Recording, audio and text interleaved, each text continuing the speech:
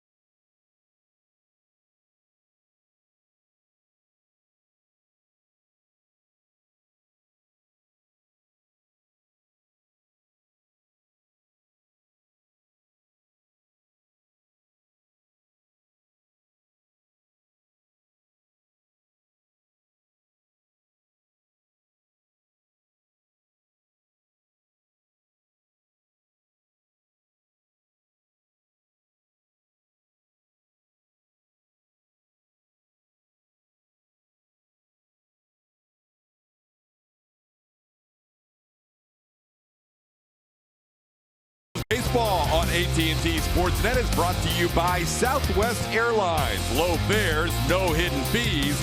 That's transparency. And by McDonald's. I'm loving it. Astros, Red Sox, Friday night baseball right around the corner. The Astros still have a better road record than at home, but lately things have been much better. Julian Morales will tell us why when we come back.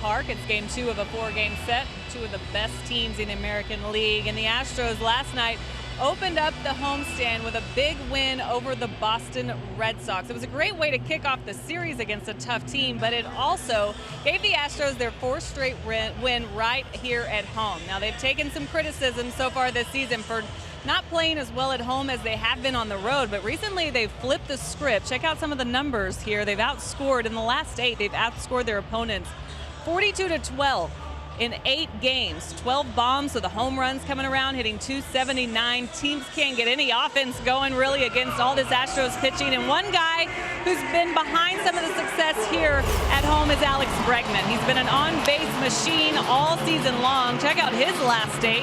Talked about the Astros' last 8 at home. Even more so as far as being on base for Bregman. 10 for 17, the OBP 500. He's on base half the time. 36 walks this year for him. That's 30 in the American League.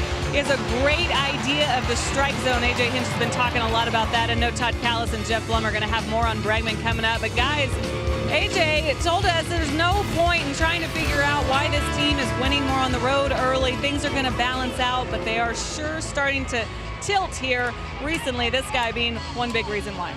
Blummer mentions it often. They did have a lot of good offensive numbers at home in the postseason, and that includes facing Boston last year in the ALDS.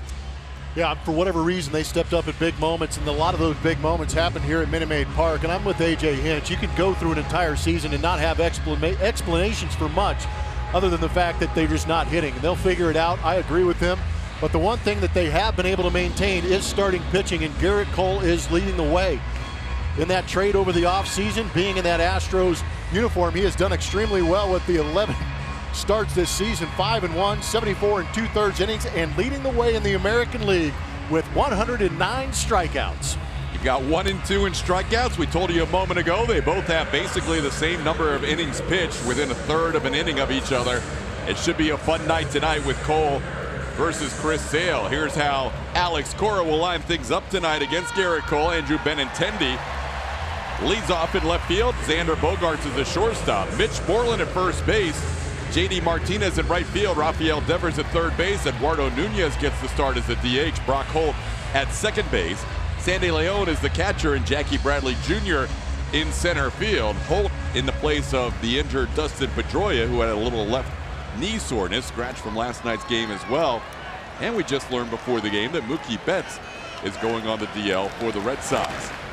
Now back to the screen. Benintendi leading things off, has been as hot as anybody on this Red Sox team, hitting .418 in his last 15 games.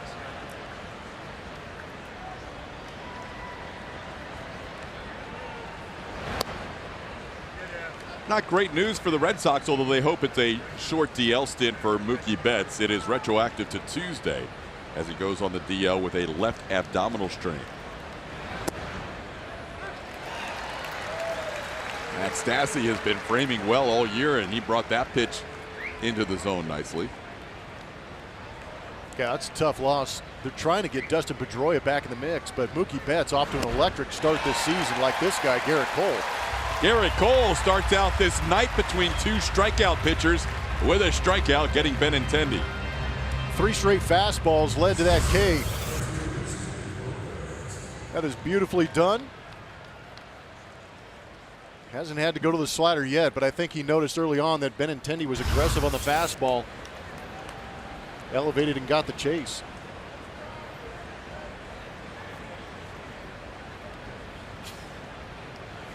Here's Xander Bogaerts taking a pitch outside for a ball. It's 1-0.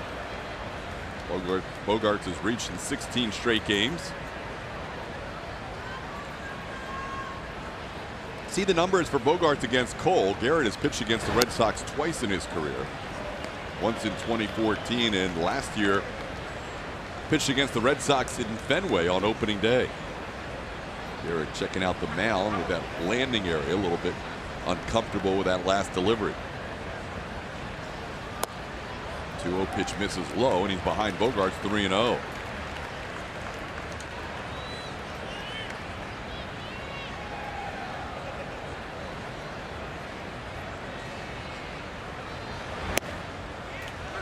There's a strike in there at 95.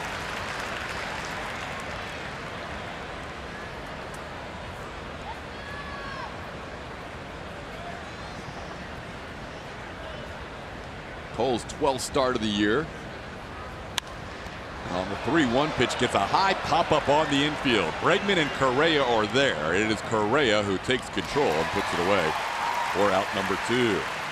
Starting defense presented by Xfinity. On the infield, you saw Correa and Bregman converge on the left side. Jose Altuve and Yuli Gurriel on the right side. Yuli back in the lineup after the day off last night. Max Stassi behind the plate. And from left to right, J.D. Davis, Jake Marisnick, and George Springer.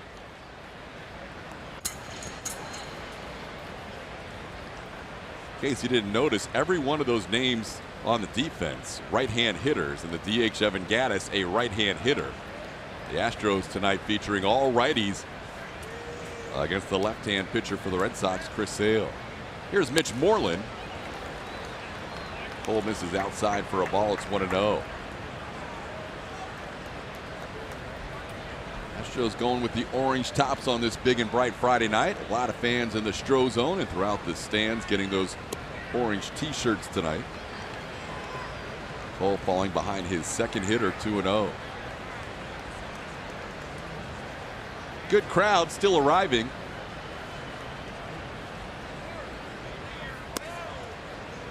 And a strike is 2-1.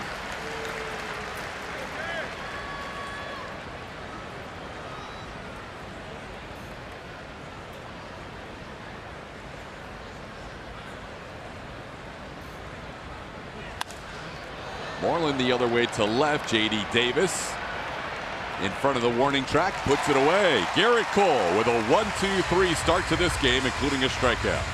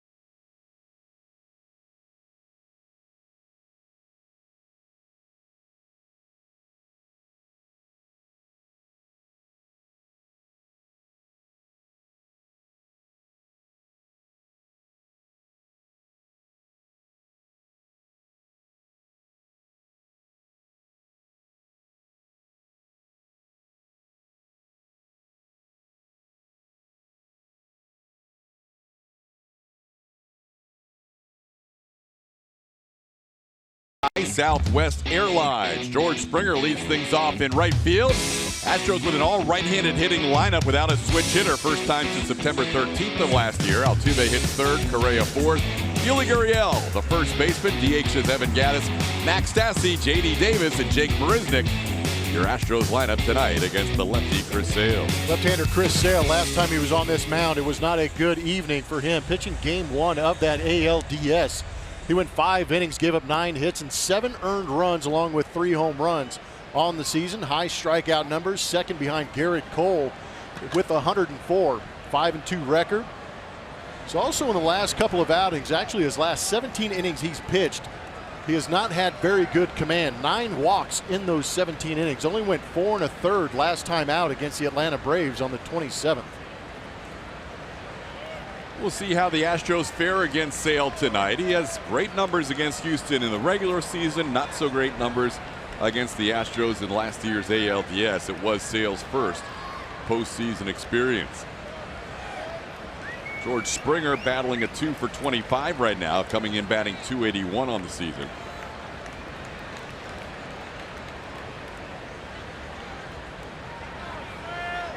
Sale pitched here game 1 as a starter, pitched game 4 as a reliever, absorbed 2 losses as the Astros won that ALDS 3-1.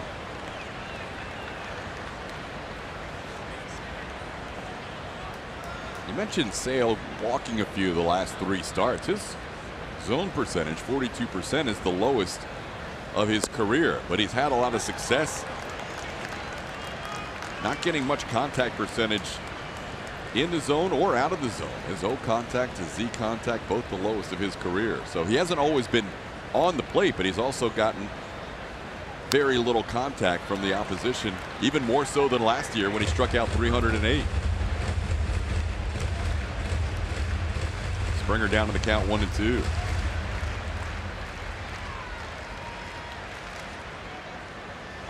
Slider usage down just a little bit from last year.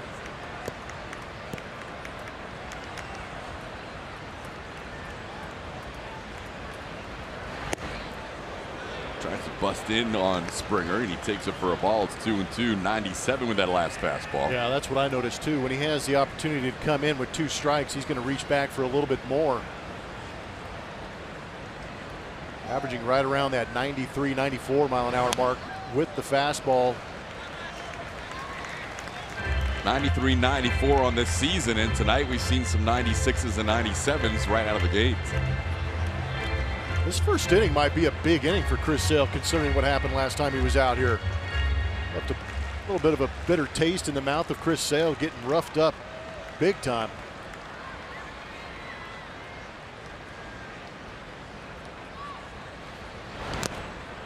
Fouled at the plate. George stays alive.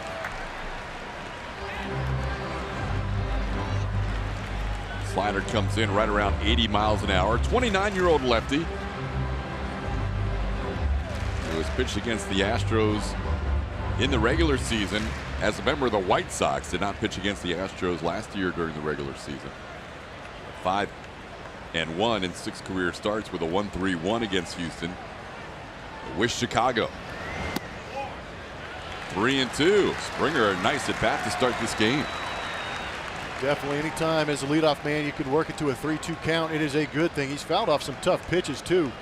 Laid off a couple of fastballs in the upper 90s on the inside, and then fouling off a couple of sliders.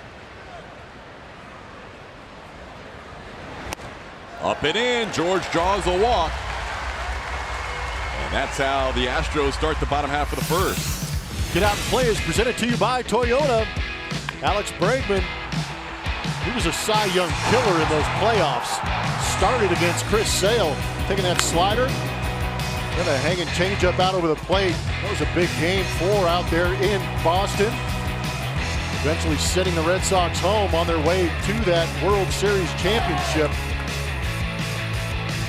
But Alex Bregman is one of a lot of Astros not intimidated by the guy on the mound, no matter what they're bringing. And not intimidated by the moment. At all. That was his first postseason at bat of his career, hitting the home run against Sale to start things in ALDS Game 1. Bregman overall 3 for 5 with those 2 home runs against Sale, and that one in Game 4 was one of the biggest of the postseason for the Astros.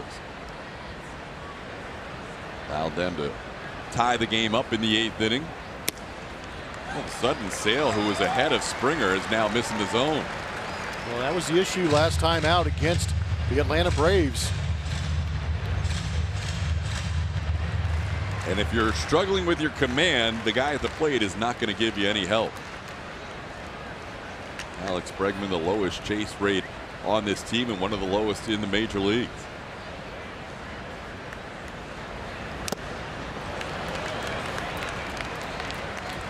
Might have been the changeup at 90. The average is 87 on it, but he's feeling a little loose early in this ball game so far. Mattress Firm Supermo confirms that changeup grip and the spin. Again, that rotation is something that hitters can use to decipher what pitch is coming their way.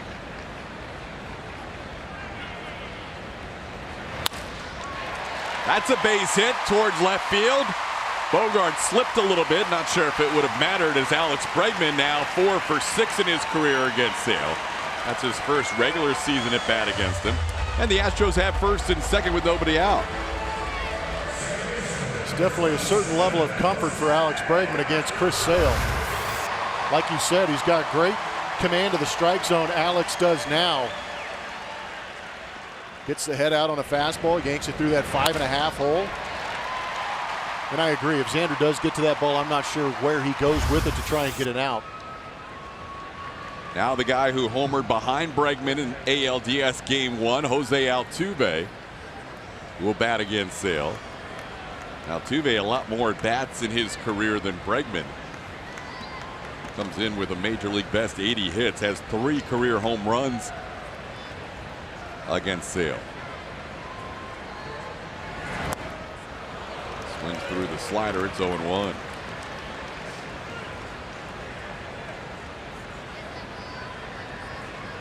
First playoff game. That was a good one to go to for your first playoff game. 8-2 win for the Astros in Game 1 with Altuve hitting 3 home runs. 2 of them off this guy right here.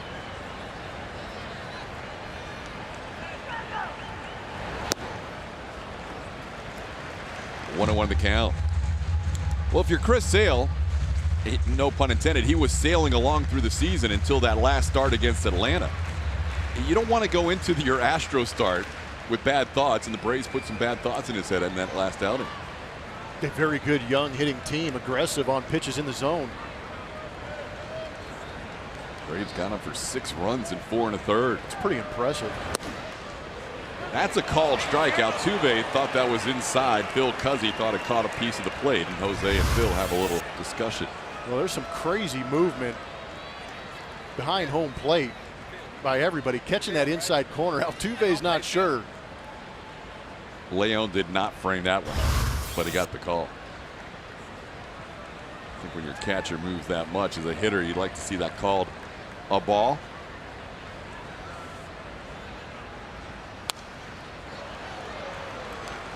He's definitely amped up a little bit. The mile per hour is solidly 3 or 4 miles per hour higher than his average this year. Yeah, it could be frustration of last time he was here, and also frustration of that last outing. He doesn't want to have a repeat situation where guys are getting to the pitches in the zone. But 97. Seen a few of those. Tries to catch the corner with the slider and misses.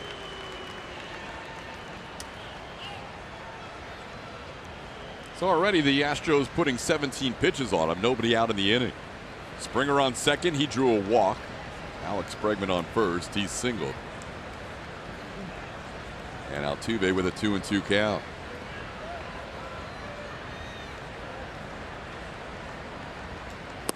There is a called 3rd strike. That time he did find the corner with the slider. Well, both pitchers start their night with their first out being a strikeout. A lot of pitches inside, then backdoor that slider. Pretty good pitch by Chris Sale when he desperately needed a strikeout. Get an out on the board.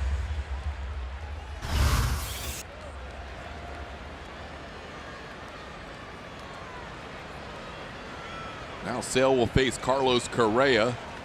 See, Carlos is on a good home run mark in his last 10 games, 5 home runs. He also has good numbers against the Red Sox in his career. Slider comes inside for ball 1. Talked about Carlos trying to get to those pitches on the inside instead of fighting it off. Why don't you just hammer it out of the ballpark? And he did. And what was great is that the book on Carlos Correa in 2018 has busted him in, and we saw the slugging numbers down. Drew Pomeranz hit his spot and got crushed.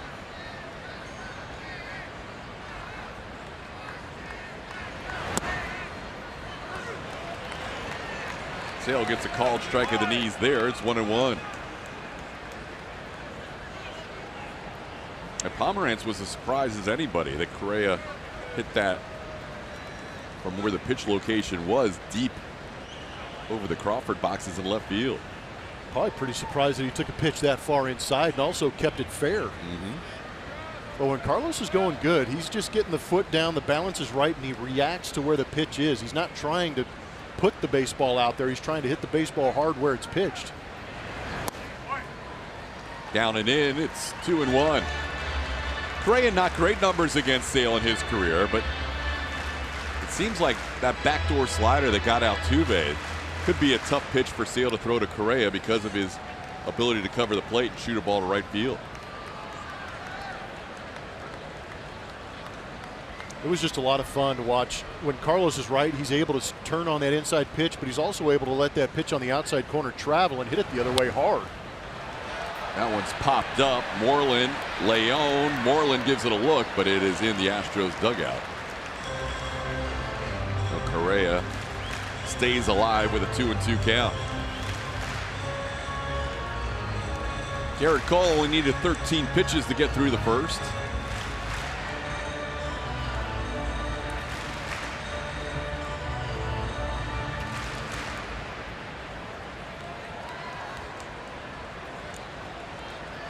Kind of interesting to see Joe Smith in the dugout. Yeah. Reliever hanging out for the first couple of innings. Some of those guys will linger in the dugout a little bit longer and then mosey on out to the bullpen later in the ball game around the 4th, 5th inning. Of course, if Garrett Cole is being Garrett Cole, he could wander out there about the 7th or 8th. Swing and a miss. The ball gets away. Correa's going to be safe. Here comes Springer trying to score. Head first slide safe. Bregman to third safe. Astros take a 1-0 lead.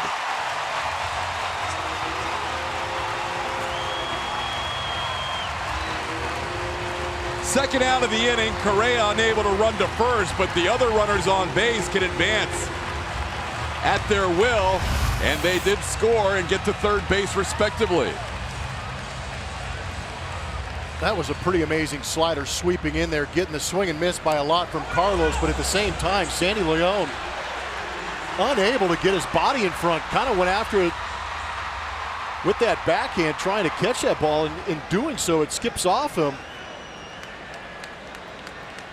Gosh, speed is a nice asset to have for the Houston Astros on the base paths. Passed ball ends up getting, wild pitch ends up getting 2 bases. Correa out because you can't run as a strikeout victim when there's a runner on first base. The other runners can move up, and in this case they moved up 2 bases. So Chris Sale, who struck out 308 last year, becoming the first American League pitcher since '99 with 300 or more strikeouts. Pedro did it that year. Ends up normally strikeouts don't come back to haunt you as a pitcher. Ends up with a 2-base strikeout on the wild pitch. Now a 1-1 count to Yuli Gurriel. Good aggressive base running by Bregman too, because he has to watch the lead runner, in this case Springer, to make sure he's going to head home before he goes to third. And there was a little hesitation at third base by George Springer. Yeah, it was a tough read. Slider underneath the bat of Gurriel. It's 1-2. Yuli had a hit in 9 games in the ALDS, all 4 games, and he has a hit in every game he's ever played against the Red Sox, 11 of them, including 7 in the regular season and 4 in the ALDS.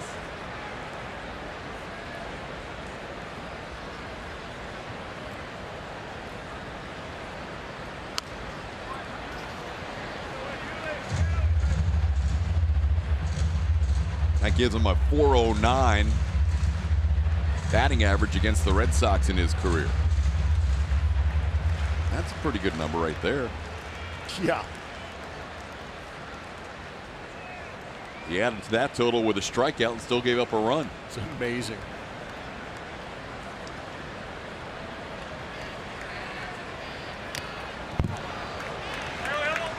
Yuli stays alive on a foul tip.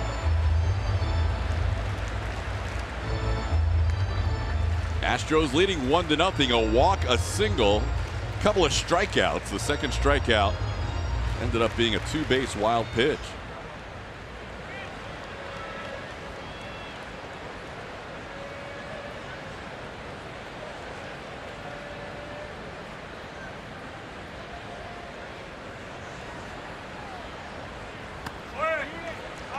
All the walk totals have been high recently, so have the strikeout totals for sale.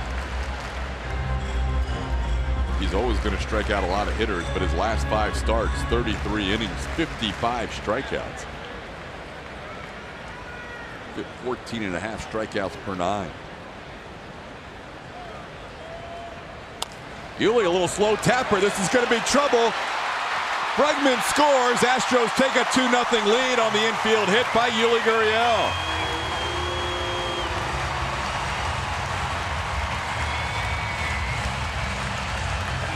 Now hitters are 1 for 23 with that hot smash to third base. That was that backdoor slider again from Chris Sale, trying to get that strikeout. Yuli stayed on it, never really came back, but off the end of the bat, just nudged, just coerced into the right direction. Against guys like Chris Sale, you will take runs any way you can get them. The first hit against Chris Sale on the season with a runner in scoring position and 2 outs. And it's a little dribbler. Watching that replay makes me appreciate Dallas Keuchel even more, because not a lot of pitchers go after that ball or get to that ball. I could envision Dallas making a play on that the way he comes off the mound. We've seen him make plays on tougher balls put in play. Kind of saw him that one time, just bare hand one, throwing a strike to first base as his body's going out of foul territory on the third base line. Here's Evan Gattis. Evan's on a nice little run right now, and he has pretty good numbers against Chris Sale. 5 for 14, a couple of doubles, a home run, and he's ahead of the count 2-0. Sale's already thrown 32 pitches in this inning, throwing just 12 fastballs of his first 32 pitches. He usually establishes that fastball the first time through the lineup.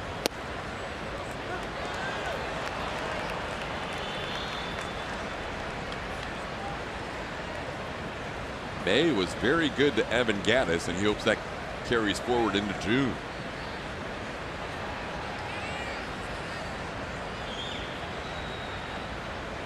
Yeah, I think Gattis has kind of gotten away from technique and gotten back to being Gattis, where he just goes out there and puts good swings on it. Brock Holt puts that away. The Astros get 2 against Chris Sale in the first. Just a couple of hits.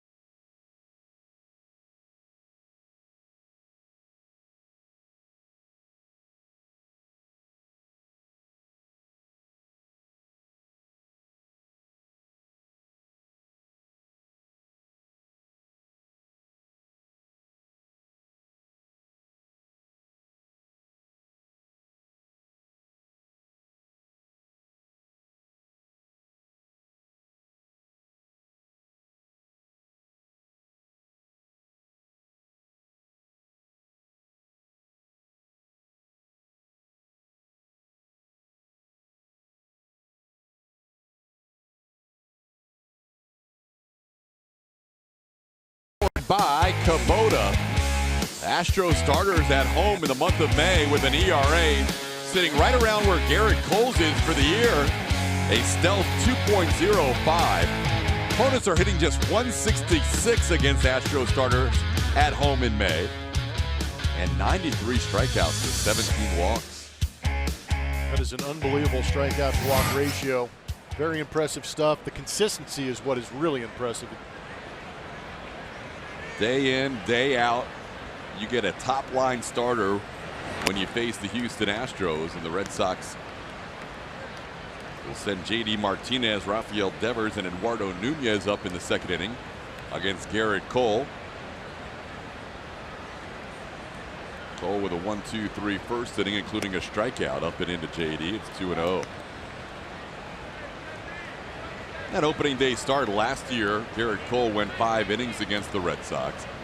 Didn't fare very well, but the line was a lot worse than he actually pitched. Gave up 7 hits and 5 runs in those 5 innings.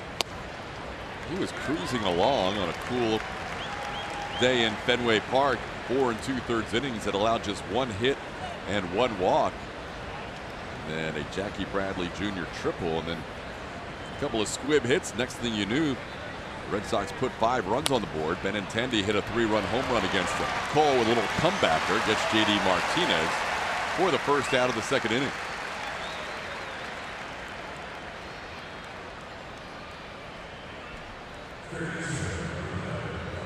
The other time he faced Boston was back in 2014, and when 7 innings allowed just 2 runs. That was a start in Pittsburgh, and picked up the win in that game. So tonight, his 3rd start against the Red Sox in his career. Rafael Devers, the batter.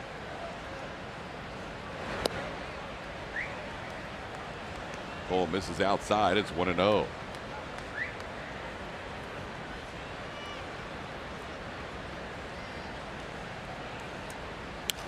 Garrett made 4 of his 5 starts in the month of May on the road. His lone home start came against the Giants. He was a winner in that game in 6 innings of 2-run baseball.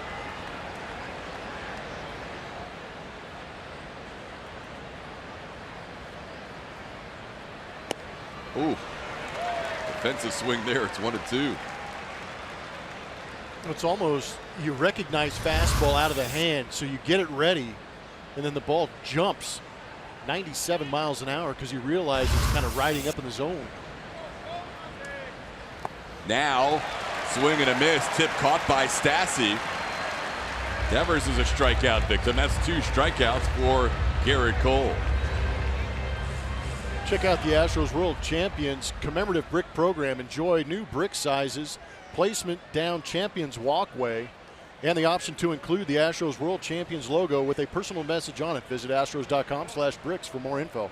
Umpires gathering to see if that ball may have hit the ground. Alex Cora calling for a conference, and they are going to say that is a foul ball and not a strikeout.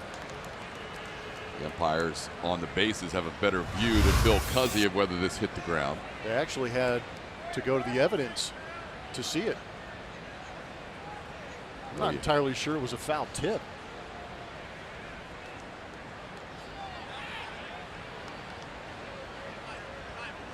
Definitely hit the ground. So AJ comes out, has a couple of words, but the count stays 1-2 on Devers. Yeah, they got the umpiring crew came together, and then they checked out the baseball, saw the dirt mark on the baseball. And they got the call right ultimately. Cole will go back to work on Devers.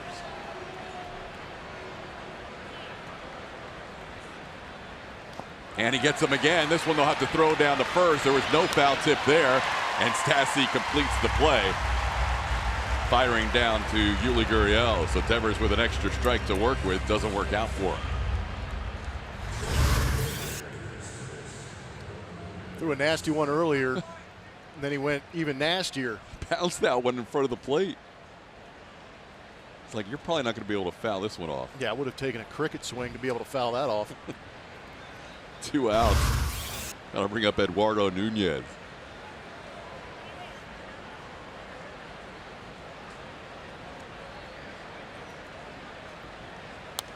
Cole and Stassi paired up on this first day of June as the battery. Things went pretty well when Cole and Stassi were paired up for the first start of May for Garrett Cole. That was in Arizona and against the Diamondbacks. Yeah, it was all right.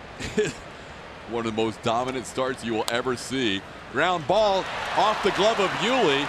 Two base there, but no chance to throw out Nunez. So a little ground ball base hit off the glove of Yuli Gurriel. Tough play. And Eduardo Nunez has an infield hit.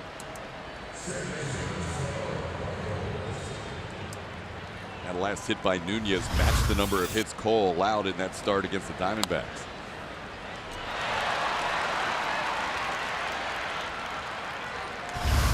After Yuli misses that baseball, if the pitcher's not over there covering immediately, really no play for Jose Altuve. Well, Garrett will work out of the stretch for the first time, facing Brock Holt with 2 outs and a runner on. Fastball for a strike.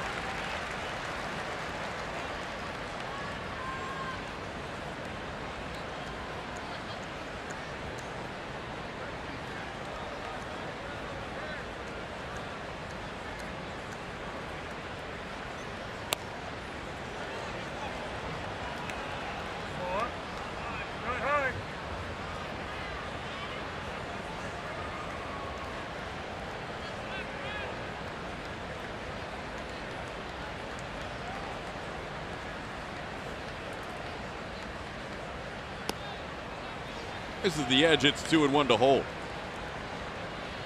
Holt, a Texan native, coming in batting .333 in his career at Minute Maid Park. He's reached in 12 of his last 25 plate appearances. Red Sox as a team have really been rolling lately, but now without the services of Mookie Betts for a few games as he goes on the 10-day DL. Cole misses outside, and now the count's 3-1.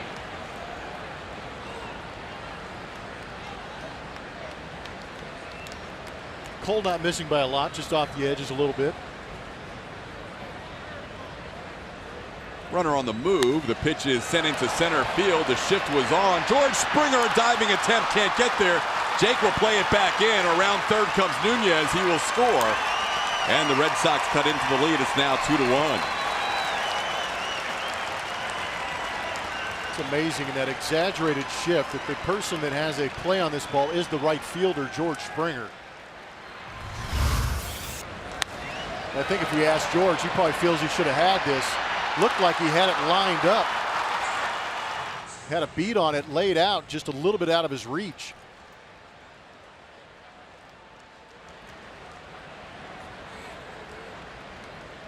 Great attempt by George, but that was as close as you can get to a straightaway shot to center field, and the right fielder almost made the play because Jake was well around into left center. Here's Sandy Leon.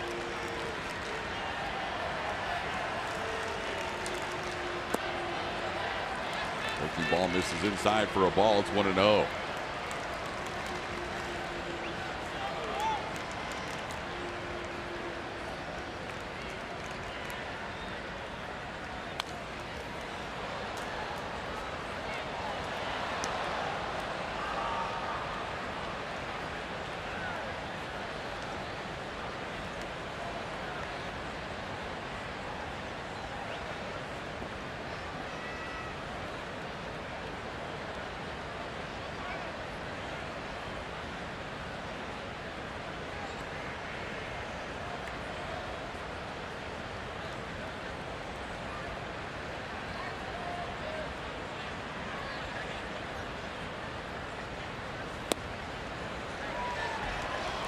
Just off the edge, 2-1.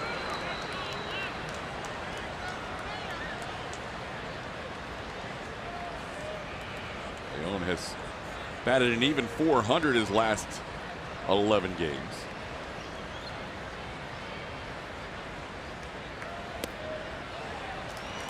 Now Garrett behind, 3-1. All this happening with 2 outs. A comebacker to the mound, a strikeout.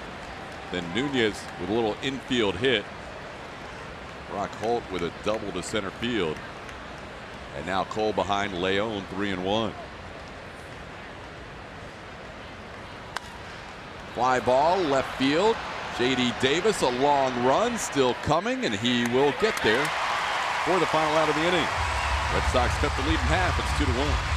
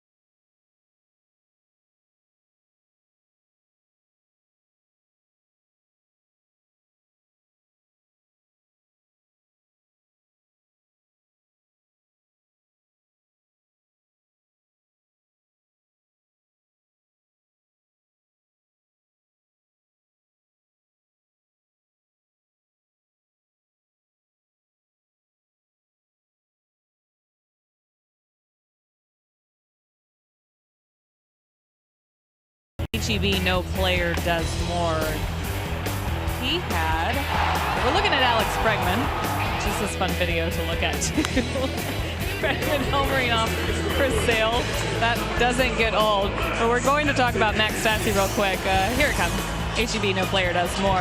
Had a great month of May. Leads AL catchers in May with a 340 average, 377 OBP. We just saw him hit some bombs on that road trip too, including the 2-run homer off Severino, and then Aroldis Chapman. He got him with an RBI double. You know, guys, I've seen a ton of minor leaguers for the Astros, and I've seen former Astros tweeting about how happy they are for Max Stassi, and that's the overall feeling, I think, for this guy who got an opportunity. AJ said it too. He's gotten the opportunity. He's doing a great job. He does have a soft spot for the backup catcher, but he's really impressed with the consistency of his at-bats, and despite the inconsistency of playing time. No catcher was better in May.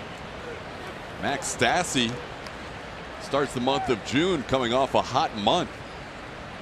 He originally was a offensive catcher in the minor leagues. Then he really developed his defensive work to the point where he was considered a defensive catcher first, and now he's got them both working. No better catcher in May, but there's no better hitter against left-handed pitching than Max Stassi.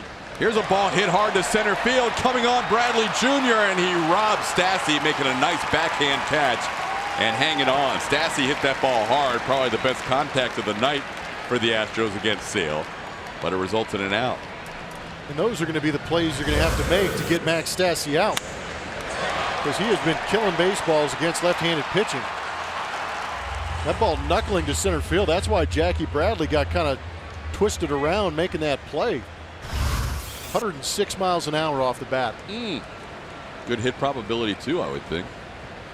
That was a pretty low launch angle. 66%. Here's J.D. Davis taking a called strike. That's probably the highest hit probability of the game, because a lot of the previous hits were a little squibber by Gurriel, a little ground ball off of Gurriel's glove. That is definitely the highest. Here is a called strike. It's 0-2. Seeing a lot of sliders from Chris Sale first time through the lineup. He normally will establish that fastball first time through, but tonight in the first inning, 17 out of 34 pitches, 50% sliders in the first. And he comes back with one here to get J.D. Davis on 3 pitches. And a strikeout number 3 for Sale, and 2 outs in the second. Yeah, and where he's locating that pitch, it is tough, because coming out of his hand, it looks as if it's going to stay maybe middle away, but there's so much sweeping break to it. But a lot of these hitters will lean out over that outside corner thinking it's going to end up out there, and then you can't combat it once it comes to that back leg. Good look at it there. First time JD has faced Sale. Well, you can really see JD trying to drive that knob through early to try and keep that pitch fair, and it's not that easy. First pitch to Jake Marisnik, sent in the air to right field. JD Martinez puts it away. 7-pitch inning for Chris Sale after a lengthy first where he threw 34 pitches.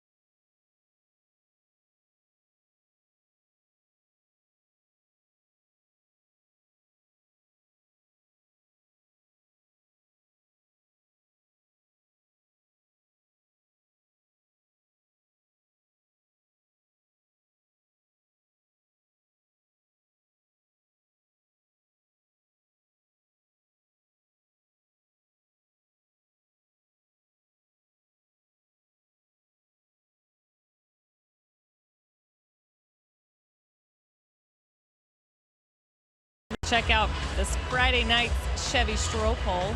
We're on Twitter at ATT Sportsnet SW. If you are, make sure you come on over and vote on our poll. Who is your sleeper Astros pick to make the American League All-Star team? The voting starts today. It started this morning.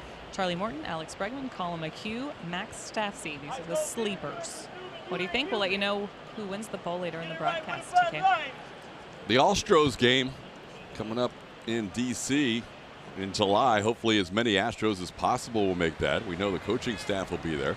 Jackie Bradley Jr. leads things off against Garrett Cole in the third and swings through a fastball for strike one. Bradley Jr. has been hitting better lately. .344 his last 10 games. He's got a hit in the last 7. Has that average up near 200. It has been a climb for Jackie Bradley Jr. all year. Tries to hold up, but it looked like he went around. No swing, though, says Hunter Wendelstedt. It's 1-1. Cole last inning had 2 outs, nobody on, and ended up giving up an infield hit and a double. Just kind of curious if it catches the top part of the zone. It did at 97. But that's one portion we haven't seen Phil Cuzzy, the home plate umpire, call too many up in the zone. We've seen quite a few in the bottom part of the zone. 3 on the right side for Bradley Jr. With 2 strikes as this ball goes foul. Bregman will back off his position and go deeper with the bunt. Possibilities unlikely with 2 strikes.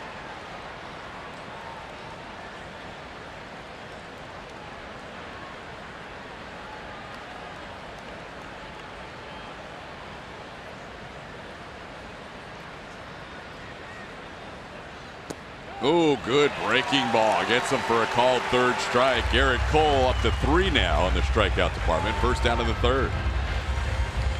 The 2018 Camping World MLB All-Star Ballot is now open and exclusively online. Make sure your favorite Astros are represented on this year's squad by voting at astros.com/vote. Catch all the excitement of the 89th Major League Baseball All-Star Game presented by MasterCard July 17th on Fox. Julia mentioned it just started today. That's pretty cool. Finally get to vote for the All-Stars. 2 hopper to Yuli. Yuli takes it himself. Nicely done, Yuli. Yeah, voting for those All-Star games has always been an exciting time.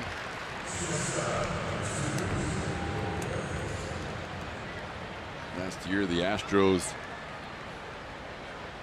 were well represented. The middle of the infield starting for the American League All-Stars. Jose Altuve and Carlos Correa.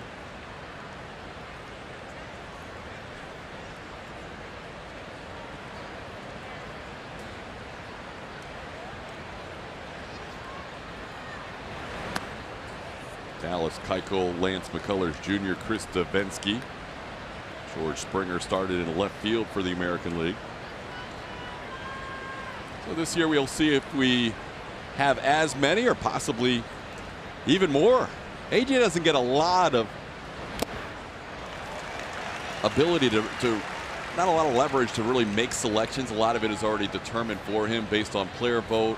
When a player gets injured, the backup player comes in based on player vote. But AJ does still get a few selections, so we'll see if that goes the Astros' way. 1-1 pitch grounded towards the hole. Backhanded by Correa. Bogart's running the throw in time, getting Xander for the final out of the inning. 1-2-3 inning in the third for Garrett Cole.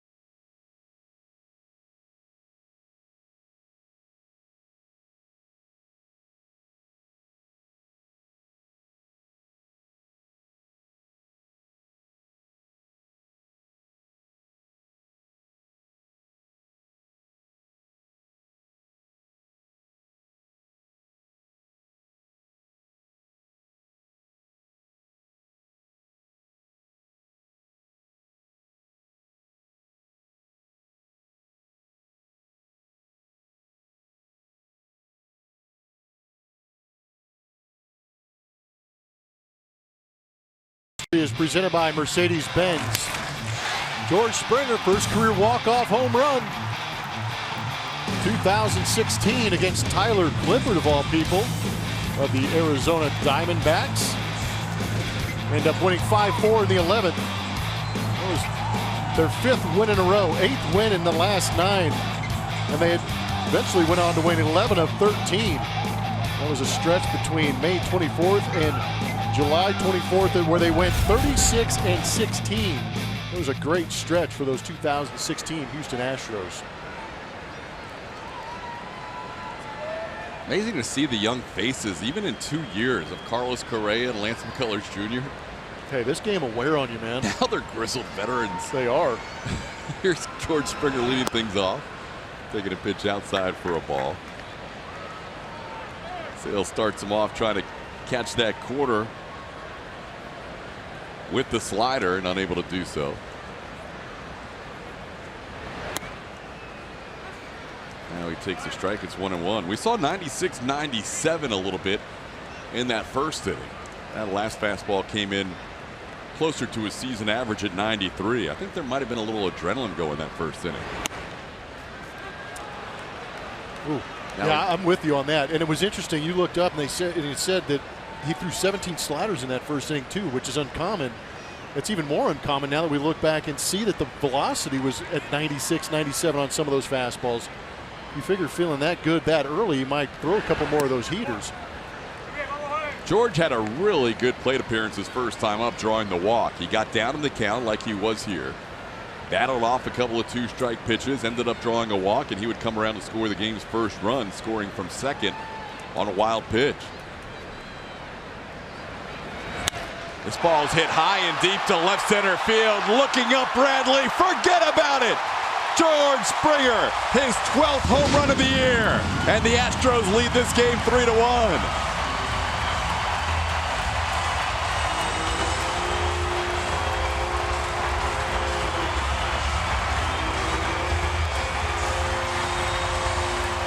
He can punish a baseball. I was going to say my commentary almost immediately when he hit that ball was, ugh. Just because he got it ready so nicely with the foot down and barreled up that heater. My goodness. George is a strong man to begin with. And then he puts that swing together and connects. And you get a really good idea of how strong he actually is. That pitch came in at 96 miles an hour, left at 107.1. An ideal launch angle of 29 degrees, an estimated 436 feet. Well done. Those are a lot of fun to talk about. That was up above the home run pump. Speaking of home runs against Sale, here's Alex Bregman fouling one off. Down the count 0-2. And it took about 5.8 seconds to get out. Majestic. Yes.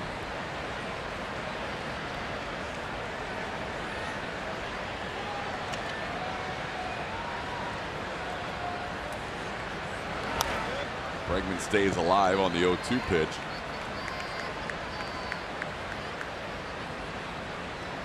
Gaddis had a home run coming in against Sale. Altuve had 3. Bregman had 2. They still have more postseason home runs against Sale than regular season home runs. It's now 4-3 in favor of the postseason. Down and in, it's 1-2. Alex singled to the left his first time up, scored a run.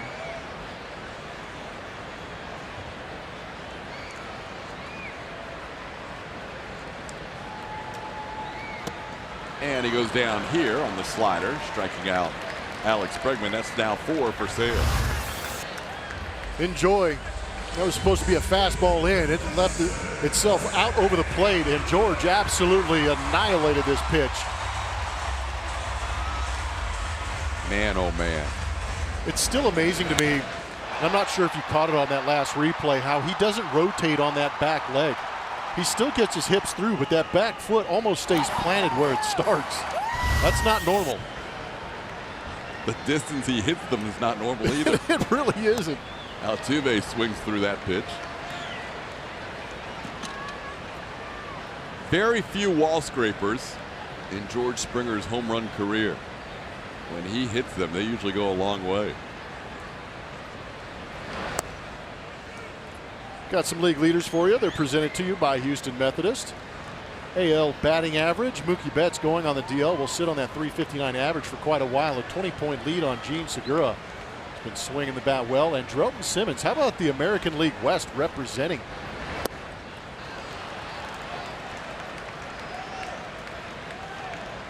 You know, seeing George hit that ball as hard as far as he did, it's eerily reminiscent of a time that we saw him put one up what right now would be over the train on the train tracks in a playoff game. I think it was the World Series where he dove and missed that ball. Yeah, next to that bat. Remember what he did in right or center field on that ball with Brock Holt? Missed the line drive on Brock Holt. We saw that he was incredibly upset with himself and decided to take it out on a baseball. He did the same thing here. I like where you're going with that. Themes. Altuve takes one outside for a ball. 3-2. Yeah, just that collision at home plate between bat and ball when George connects is so extreme. Bradley gave it a courtesy look, but that was gone off the bat.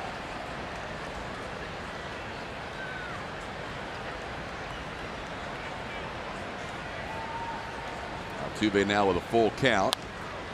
Pops one foul, headed towards the crowd. Moreland gives it a look, but that's going to be about 8 rows deep.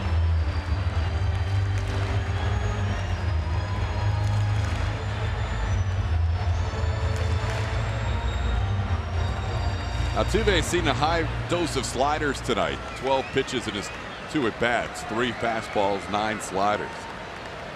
What happens when you hit back-to-back home runs against the guy in the ALDS.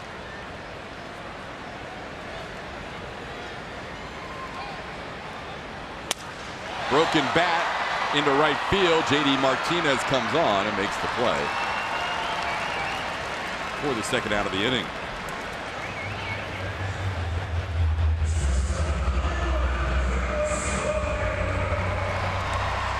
2 outs, base is empty. Carlos Correa will bat.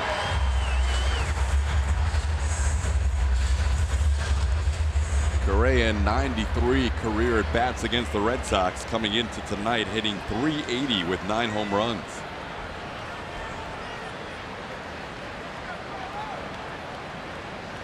Struck out his first time up, but the strikeout resulted in a run as Springer scored from second and Bregman moved from first to third. With less than 2 outs, first base occupied, the batter out even if the pitch gets away. Even though Springer ran down to first, he was not allowed to stay there. 1-1 the count. Sale had a high pitch count in the first, 34 pitches. All the way back down to 7 pitches in the second inning. Now making his 20th pitch of the third. There's a line drive base hit to right field. Correa smokes a single to right. He's a 2-out base runner.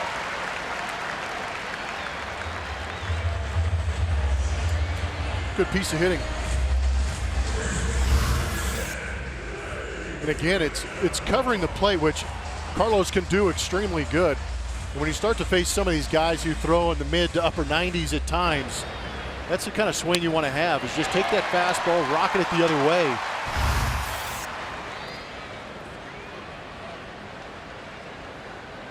Coming in, Sale hadn't allowed many hits. Opponent batting average of 193. The Astros have 4 hits and 12 at bats tonight. He only had one of them, even though it wasn't hit hard. It was perfectly placed, a slow roller towards third, resulting in an RBI infield hit his last time up.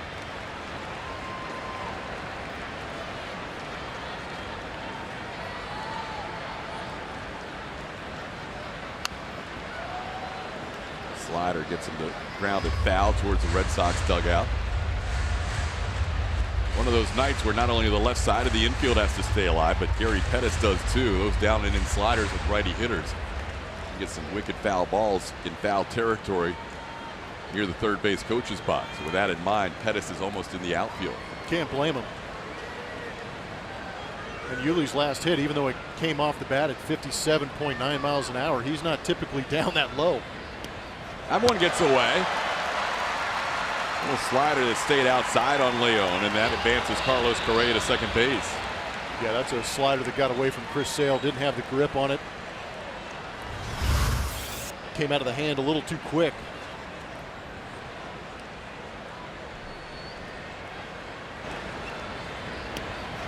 There's a Bob Uecker special. Just a bit outside. 2-1 now to Yuli. Yuli hasn't hit a home run in a while. Second game he played. Sitting on 1. There's a ball into center field for a base hit. Correa streaking around third. He will score. Astros take a 4-1 lead. Yuli Gurriel with his second RBI base hit of the night.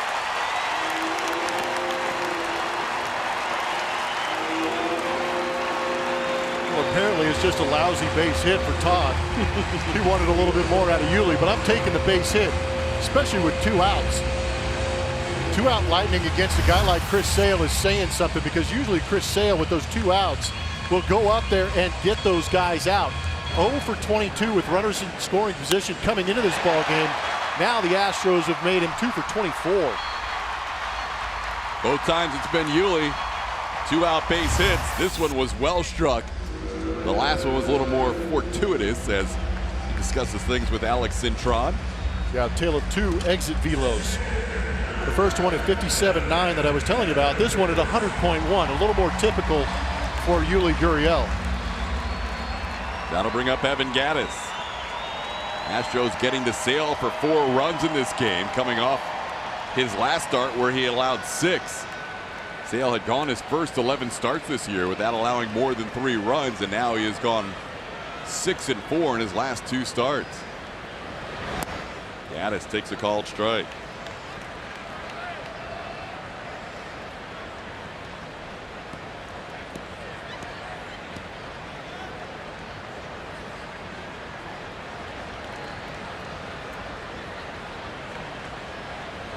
Evan popped up to second base his first time up. chops one towards the Red Sox dugout. It's 1-1. I'll check that. It's 0-2.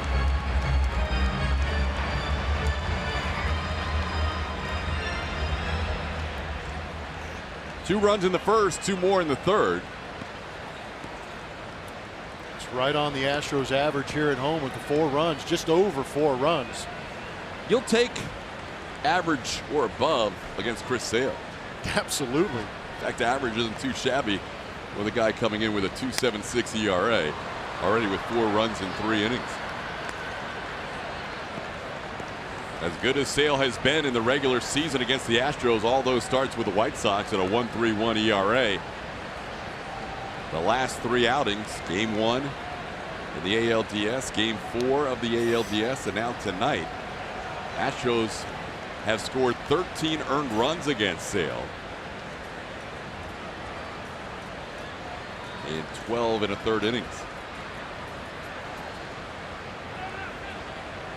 Sale was in his delivery, and because he grants Evan Gattis a late time. Yeah, you don't normally see that.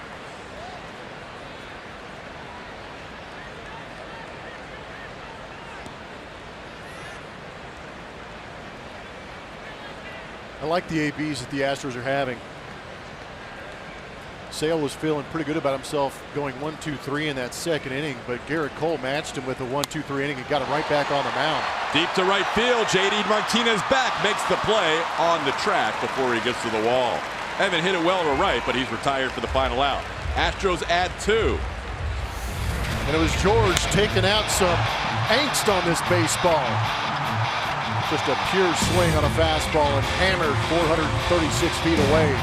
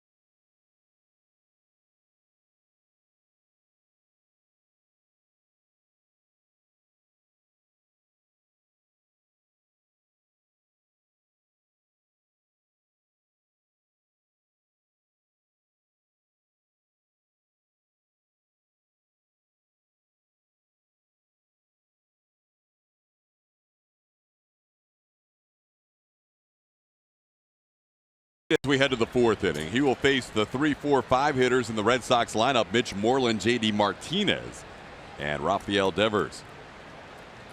Just a couple of base hits so far, back-to-back hits for the Red Sox in the 2nd inning. Nunez an infield hit, Brock Holt a double. The only runners allowed by Garrett Cole in this game as he starts Mitch Moreland off with a strike. It's 0-1. Moreland fly to left his first time up.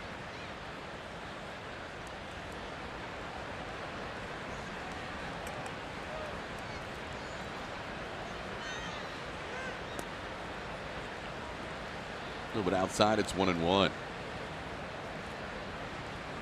Altuve in shallow right. Astros don't anticipate Mitch Moreland to hit one on the left side, and certainly don't anticipate a bunt.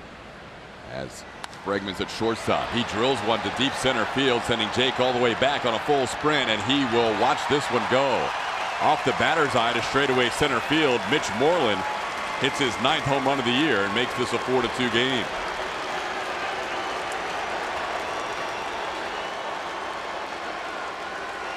That ball was hit well, too.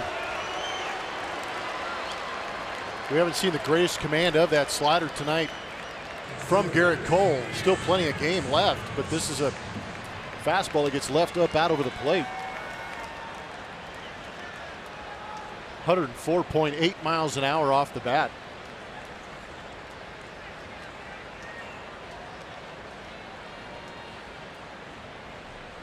Four straight start, Cole has allowed a home run. He had a stretch of 5 consecutive starts prior to that where he did not allow any home runs. As he drops in a strike to J.D. Martinez.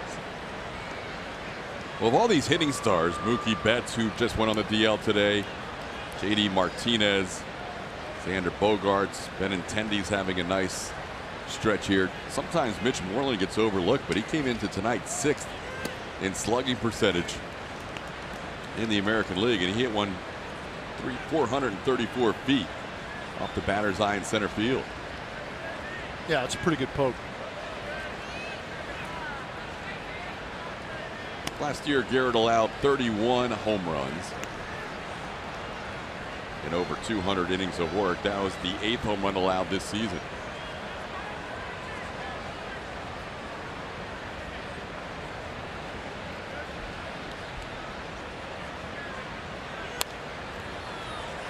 Martinez bounced back to the mound his first time up. Cole's had a variety of times in between innings. Our statistician extraordinaire, Phil Boudreau, keeps the times per half inning. Bottom of the first, the Astros batted for 17.5 minutes. The second inning, just 2 minutes and 42 seconds. And then the last inning, 13 minutes and 20 seconds. There's a ball in deep right field. Springer watches this one go. That's a line drive home run off the bat of J.D. Martinez. Back-to-back home runs, and that ball left the yard in a hurry.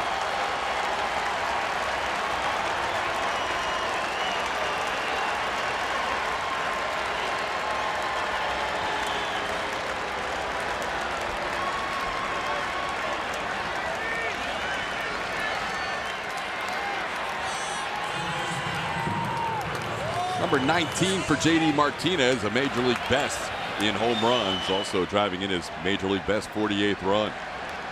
Here's Rafael Devers, takes a strike.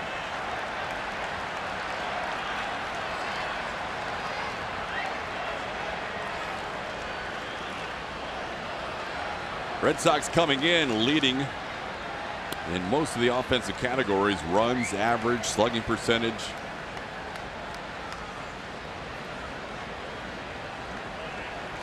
More of their damage has been done at Fenway Park than on the road, but they are a potent offense even without Mookie Betts in the lineup. 1-1 pitch is fouled back. Well, there's solo home runs. You know, thankfully there's no runners on base, but still giving up back-to-back home runs after you just saw your offense pick you up, scoring a couple of runs of their own in that bottom of the third inning. Like to have a shutdown inning, especially from a guy like Garrett Cole. But you're right, the Boston Red Sox are not the 2017 Boston Red Sox by any means. There was a lot of concern last year because they didn't slug very well, didn't have very many home runs, but things have changed here early on. Mookie Betts getting off to a hot start. J.D. Martinez is swinging the bat extremely well, free agent signing. Slowly hit off the end of the bat. Garrett's going to try and let it roll foul, and it will. Good idea by Cole, as he would have no play on Rafael Devers. But the interesting thing about these home runs, had a center cut fastball. Garrett Cole knew it immediately. A pretty compact swing from Mitch Moreland. Estimated 434 feet with that 106.1 exit velocity halfway up that batter's eye. And then J.D. Martinez, this pitch actually coming in at 99 miles an hour. So J.D. just gets on top of it and shoots it the other way on a line at 349 feet. That launch angle was only at 18. But what makes that interesting is that 2 fastballs getting hit out against Garrett Cole. As Devers goes down with a swing and miss on the fastball, is that on the season, the Boston Red Sox aren't typically hitting the fastball at 94 plus all that well. They're at 238, which is 19th in all of baseball. Yeah, not many guys have been hitting the fastball in general against Garrett Cole this year. And that four-seam fastball has allowed a 123 batting average coming into tonight. There's a ball in the dirt to Eduardo Nunez. So when they are getting the hits, it's hit pretty well, but they don't square it up that often. And you realize that pitch on the home run was at 99. Yeah, that one at JD. It's pretty interesting how he kind of had that chop on that swing as it jumped out of here. His fastest pitch of the night, 99.1. That must have been the one that was hit out. Tried to beat him away, but it's just that ball's already going to get deep on you anyways, just because of the pure velocity. And he just kind of redirected it on a line. 1-1 pitch is popped in the air to shallow right center. Jake and George converge. It's Springer who takes control for out number 2.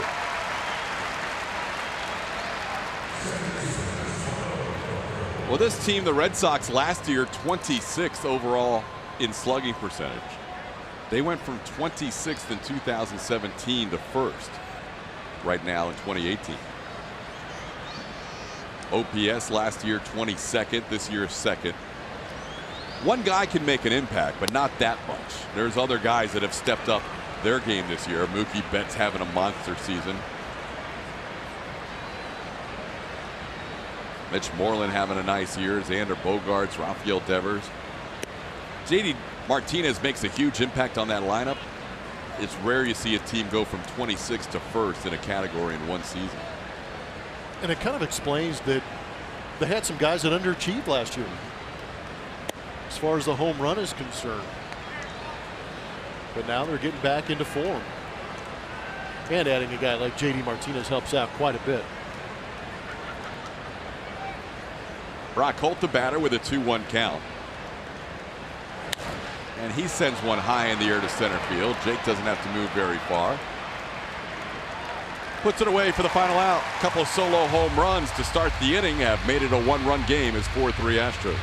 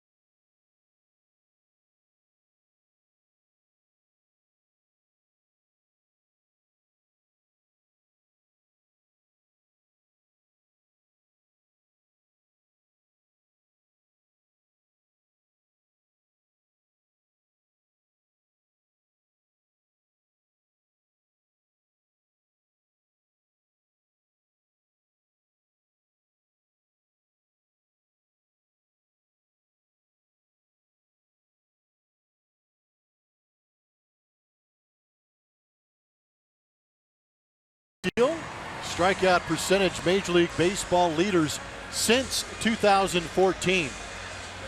Much talked about Max Scherzer and Clayton Kershaw. Chris Sale is on that list at 31%.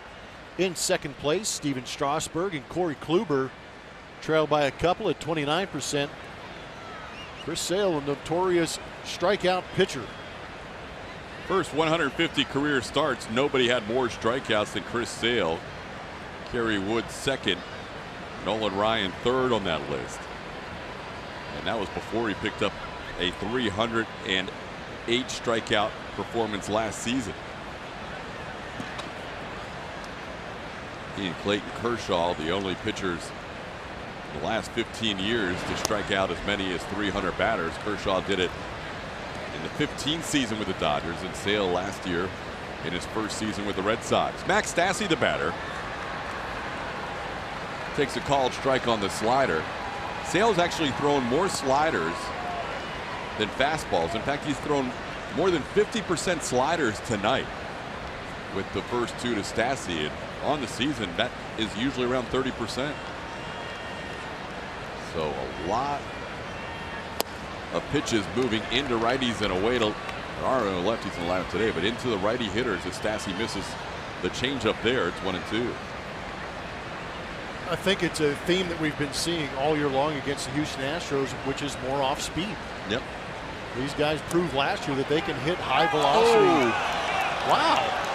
Cuzzy rung him up about a second after that pitch caught the glove of Leon. It might have been a strike, but that was almost like he thought about it, then rung him up. Put a timer on it. Catching that low and away corner, but there was a definite hesitation. I'm not too sure Phil Cuzzy was confident in this call. Ready to bat? Oh. How about him leaning back over the plate? It's almost as if he replayed it in his mind. Oof. Another strikeout with the slider. That's now 5 strikeouts for Sale. This one cued off the end of the bat. Sale there makes the play for out number 2. Pitch usage is presented by AT&T. Todd talked about it. Usually we see Chris Sale go out there, be heavy on that fastball early on in order to set up the off speed later in the ball game. And the second time through the order, gets a little heavy on that slider. And by the third time, he is very aggressive with that slider. And the reason for that is because he showed that fastball so frequently early on. But things have flipped a little bit here where we're seeing the off speed earlier. But we can see if he trends in the other direction, throwing more fastballs later on. But I imagine he's going to stay heavy on the off speed, considering he's getting so many outs on it. Throws the changeup there. Did not throw a fastball that entire inning and gets a 1-2-3 inning. A strikeout and a couple of groundouts. Just 6 pitches needed.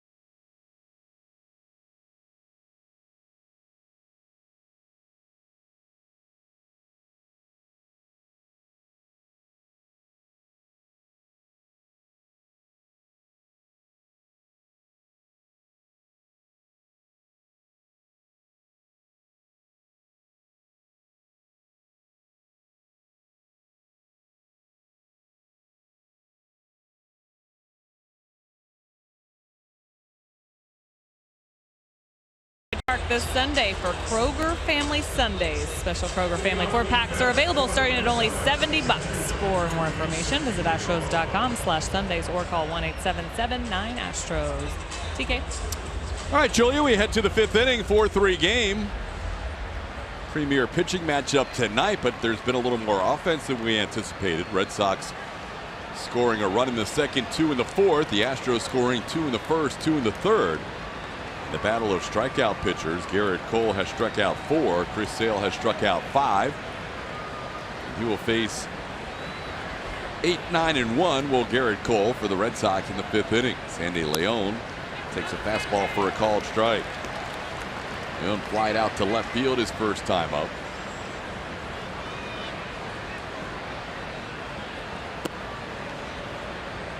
It's been the opposite so far for the two starting pitchers. Garrett Cole, a quick first and third inning, 13 pitches and 9 pitches. Struggling in the even innings, 21 and 21 pitches apiece, as Leon flies out to right field. Flies out to center field for the first out. But on the opposite side, it's been the even innings where Sale's been cruising along, 7 and 6 pitches needed, and 34 and 28 in the odd innings. It's kind of a back and forth we go, but the team's flipping the innings where they're having success. Here's Jackie Bradley Jr. It's just a lot of fun to watch the chess match that goes on between offense and pitcher. And I think that this isn't the best Garrett Cole we've seen. He's made a couple of mistakes off the plate, but a couple of mistakes obviously in the middle part of the plate that have been hit pretty hard. But at the same time, we're watching Chris Sale not be your standard Chris Sale. He is typically that guy who rides that fastball early in counts, can ride it up in the zone and then break things off down in the zone to get the swing and miss. But the offenses have made adjustments. First time through the lineup, and we saw the graphs a little while ago about how the percentages go down first, second, and third time. First time through the lineup, he threw 15 fastballs. Still not a lot. More sliders and fastballs. Second time through the lineup, he threw 8 fastballs. So it's already dropped dramatically, and that he was already well below his season average first time through the lineup. And we're seeing an uptick in the changeups, especially that last inning to the bottom part of the order. Cole ahead 1-2. And this is down and in. It's 2-2. And when you're getting prepared to face guys that are overly nasty like both of these guys are, and we had Jeff Bagwell in the booth, you can't prepare for nasty. You know he's got nasty.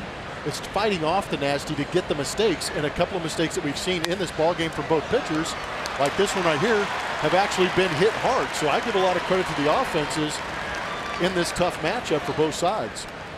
Now an 8-game hitting streak for Jackie Bradley Jr. as he singles in between the shift, splitting Correa and Altuve. He's a 1-out base runner. Bradley Jr. has stolen 5 bases this year in 5 attempts. So we head to the top of the lineup. Andrew Benintendi, 0 for 2 tonight, a strikeout and a ground out.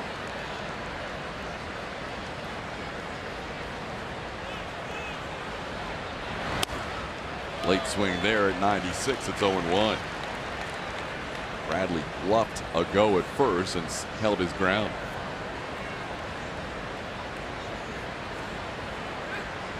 Cole with exactly 1 strikeout in each inning.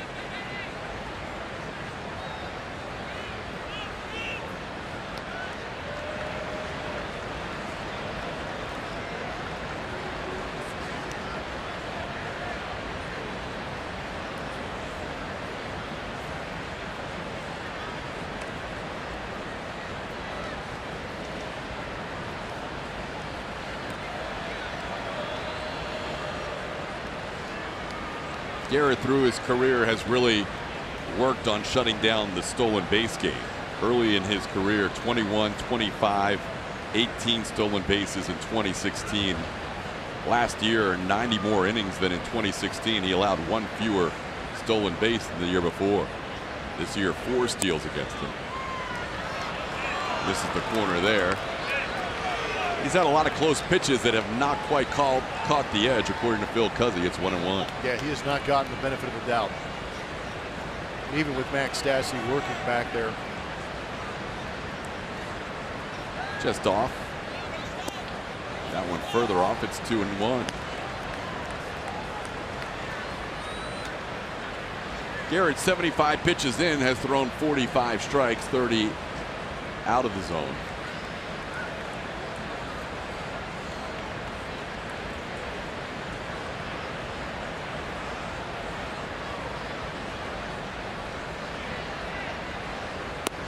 Nice breaking ball there. Drops in the curveball for a strike. It's 2-2.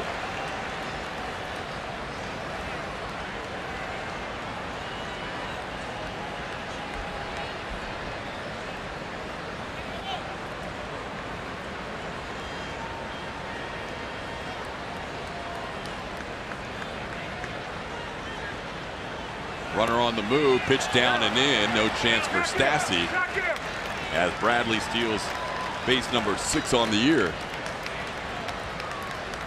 Now he's in scoring position with 1 out.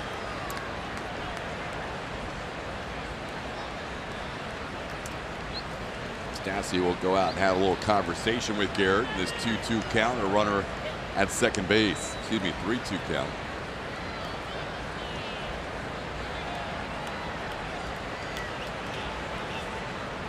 There's going to be a tough double play even if they got the ground ball with Benintendi and Bradley. But now Cole's intent is to get Benintendi.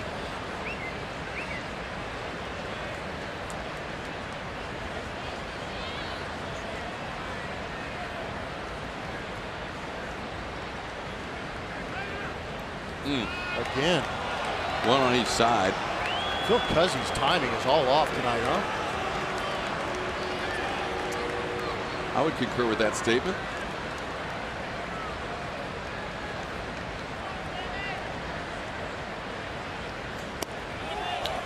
Ball 4.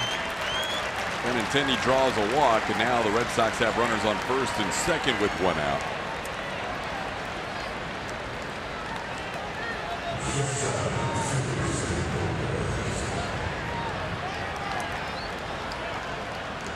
Brent Strom, the pitching coach, will be out to visit Garrett Cole.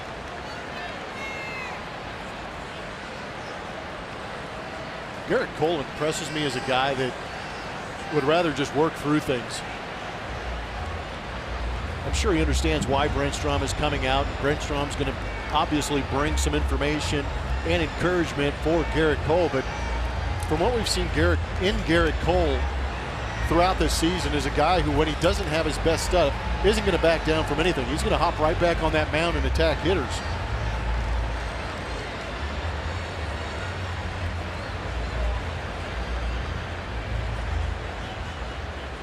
Well, big spot here for Garrett Cole in a 4-3 game. A couple of runners on and heading into the meat of the order for the Red Sox. Xander Bogaerts has popped to short and grounded out. Cole this year has the lowest ground ball rate of his career and the highest fly ball rate. He could use a ground ball here.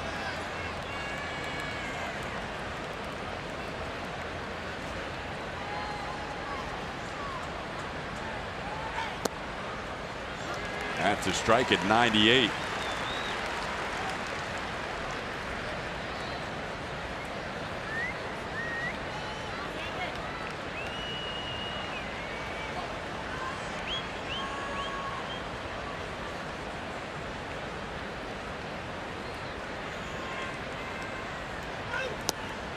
Ahead 0-2.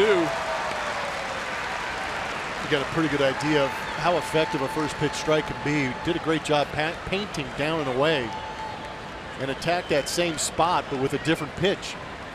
That slider breaking off the plate, but out of the hand and to the eyes of Xander Bogaerts, it looked like the same pitch.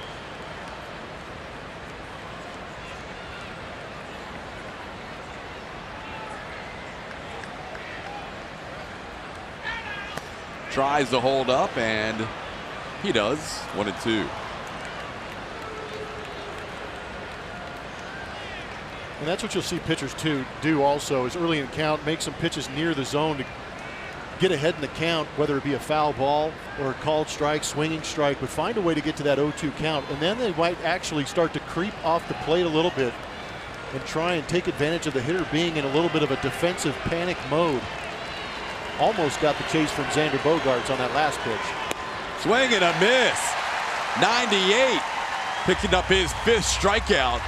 Cole blazes the fastball by him. And he set him up with the sliders. And our Best in Texas Power pitcher is brought to you by your local Ford dealers. We're going to take a look at the release point of Garrett Cole on the fastball. Throwing many more fastball, four-seam fastballs this season. That is the release point. This is the release point on the slider. You can see just the hand moves to the side of the baseball a little bit to create that side spin. And these are overlapped. And you can see that one on the right-hand side is that slider breaking down. But out of the hand, almost halfway there, they are taking on the same trajectory. And that is where the deception is created by Garrett Cole, out of that release point. Great job by the guys in the truck to be able to capture that and overlay it. It's really fun looking at those and understanding the deception these guys can create. Really fun for you not to have to deal with that as a hitter anymore. Yes, and it is so much easier to recognize out of the hand sitting in this chair. Hey, that was Craig Bjornson. CB. CB's in the house, the former bullpen coach for the Astros who got his ring here last night. He was always good to the broadcast crew. He was our Santa Claus.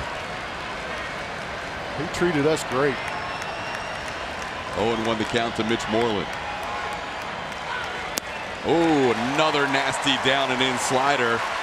Garrett ahead 0-2, trying to work through a little trouble here in the 5th inning. See that spiked index finger pulling down with that middle finger to create that break. And again, out of the hand, there's not that big hump in the pitch. There's no loop. It is coming straight out of the hand and breaking down, but Garrett Cole knows he needs this out. There goes the runner for third. Breaking ball called, third strike. Moreland goes down looking, back-to-back strikeouts for Cole. And we're heading to the bottom of the 5th with the Astros leading 4-3. A couple of sliders down and in, and then the backdoor breaking ball.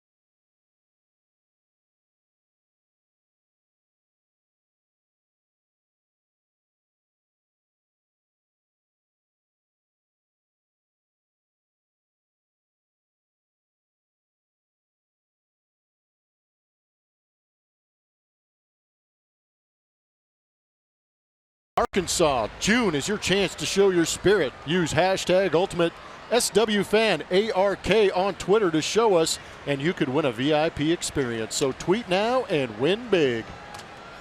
Going to Arkansas for June. Believe it.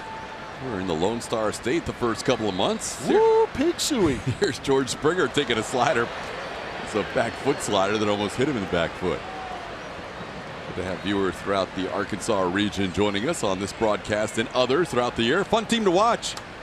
Astros are so far in this season having the second best record through 58 games in franchise history, trailing only last year's squad. As Springer takes one for a ball, it's 2-0. I've got a connection to Arkansas. What's that? My younger brother, Greg, went to the University of Arkansas and played baseball. There you go. He was a Razorback. I like those little Razorback hats. Oh, those things are sweet. Yeah. Yeah.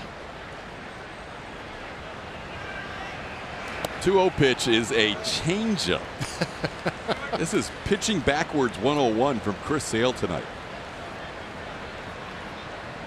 Got to get creative and make adjustments, even the best.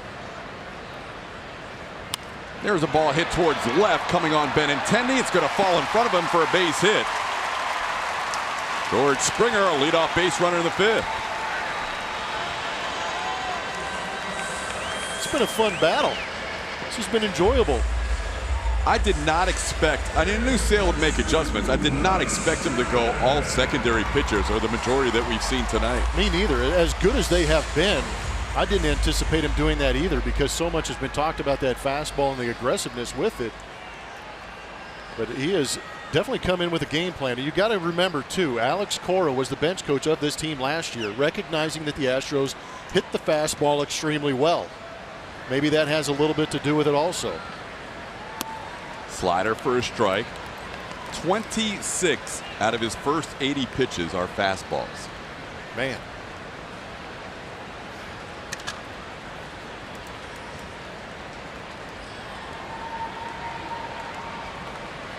Normally he throws the fastball 54.5% of the time. There's the fastball. You're not facing a normal team. Houston Astros are exceptional. I know the offensive numbers aren't where they were at last year, but you are still pitching to a good Houston Astro team. And to Todd's point, pitch usage tonight, slider, 41 times he's thrown that.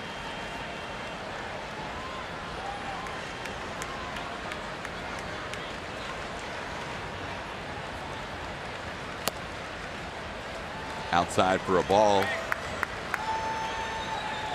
Four-seam fastball 14 times. Excuse me, 13 times. Two-seam fastball 14 times.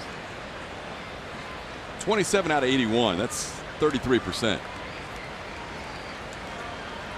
Not what we're used to seeing from Sale. That's a significant drop. Will Alex get one here in a hitter's count? He's been pitching backwards, so you don't know what to expect. Nope, changeup. Changeup low. It's 3-1. And that's a good take by Bregman. Hitters count 2-1, looking like a fastball all the way. It dives down and he takes it for a ball.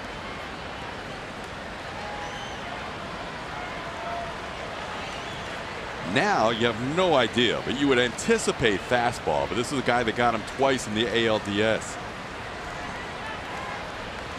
Gosh, but he just threw George Springer in a hitter's count, a changeup, and he almost got him to get the check swing on the changeup. Strike called.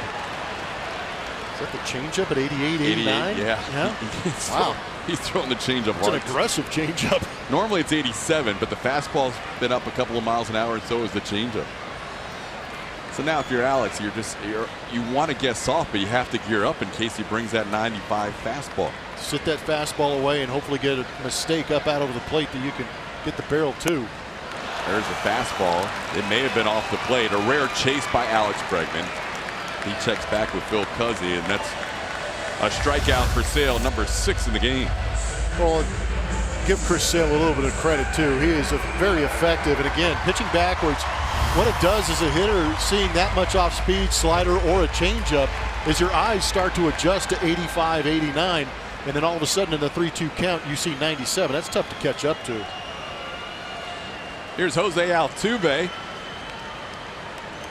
Jose coming in with 17 for his last 28. 0 for 2 tonight. He misses that pitch.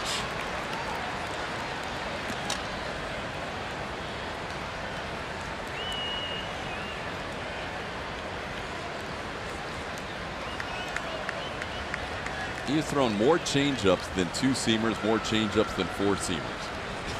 And sliders by far the most.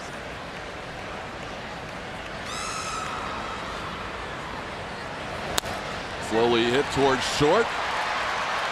Bogarts to second.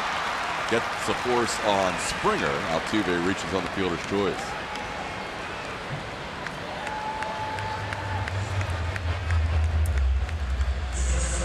So Altuve on first with 2 outs, and now bring up Carlos Correa.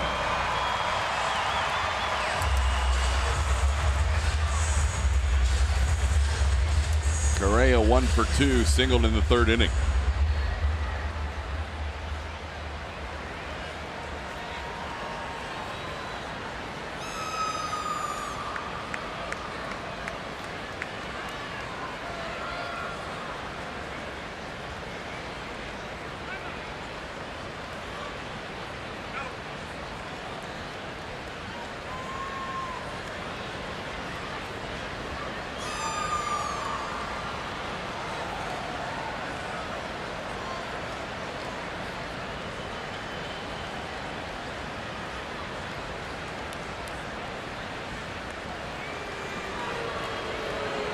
Correa 4 for 17 in his career, including the postseason against Sale. All 4 hits have been singles.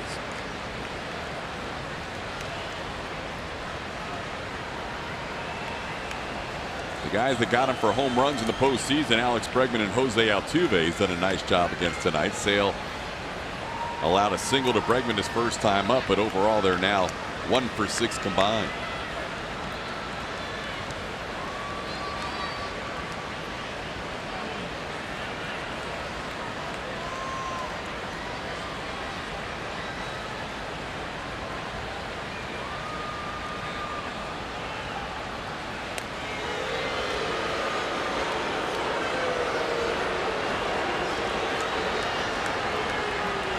Altuve with 6 bags on the year, still not nearly as aggressive as we've seen him in the past, but he's actually a fun guy to watch over there at first base, especially in these situations. He just kind of wanders out there, really doesn't overextend that lead, but he's toying with that pitcher a little bit sometimes. You see him kind of get walking leads.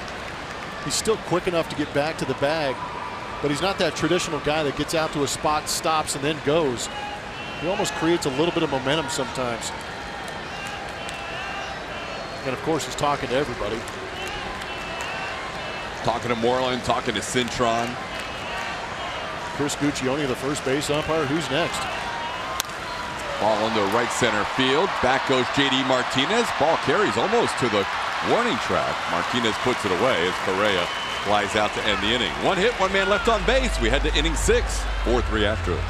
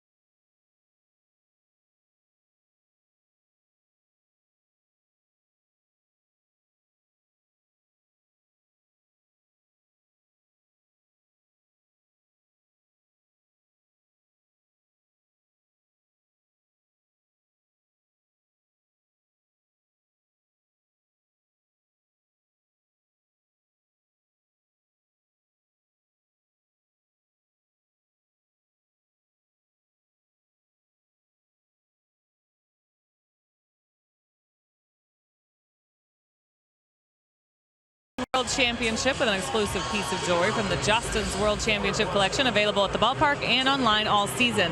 The collection features pieces for women, men, and children. For more info, visit astros.com/the ring. You know, Father's Day is coming up. If you need help looking for something, this is the Elite Fan Ring. This is as close as you're going to get. It starts at $659 plus tax, but it can go up. You can get the precious metals in there, but it looks very similar. You can customize it by putting your name on it as well, but you have to go to jostens.com or go to the jewelry store in the mezzanine to get this. There it is. It's big, just like bling. the players. It's More heavy. bling. Yeah, it's lots of bling. Very cool stuff. As J.D. Martinez leads off the 6th inning in a 4-3 game. Garrett Cole sitting at 85 pitches start of the inning. And Chris Sale in a 1-run game as Martinez reaches out and sends one to left. J.D. Davis closes for the catch. And there's one away in the 6th inning. Both of these strikeout pitchers have 6 strikeouts tonight. Garrett Cole started the night with 109, tops in the AL. Chris Sale started with 104. Both have made a couple of mistakes, and we sit here in the 6th inning in a 1-run game. Here's Rafael Devers. Devers sends one to center field. Back goes Jake, still going back, and he eases onto the track. Jake makes difficult plays look easy. We saw it last night. And that one he made look pretty easy on a line drive to the track. Yeah, a lot of times it is the talent and skill that Jake has, but right here you can see that shift in the outfield working to his advantage, also putting him in a good spot to be able to get back there and make that play. Standard fielding positions with a center fielder in center field, he may have to lay out and try and make that play.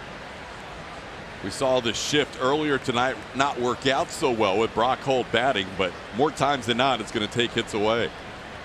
Here's Eduardo Nunez, and he takes a breaking ball for a ball. It's 1-0. He ran away from that pitch like a Texas mosquito was coming at him. There's a strike. He was leaving the box again. Gosh. Nunez has an infield hit off the glove of Yuli Gurriel. He also flied to right. He scored a run. Scored the Red Sox first run. That one's up and in again on the breaking ball. Well, maybe that's why.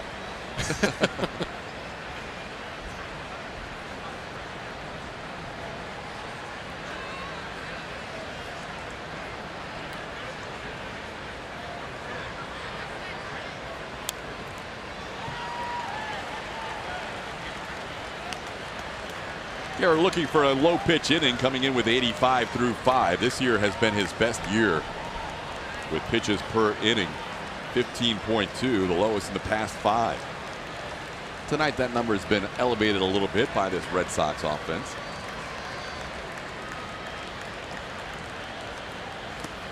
That went down in the dirt. 3-2.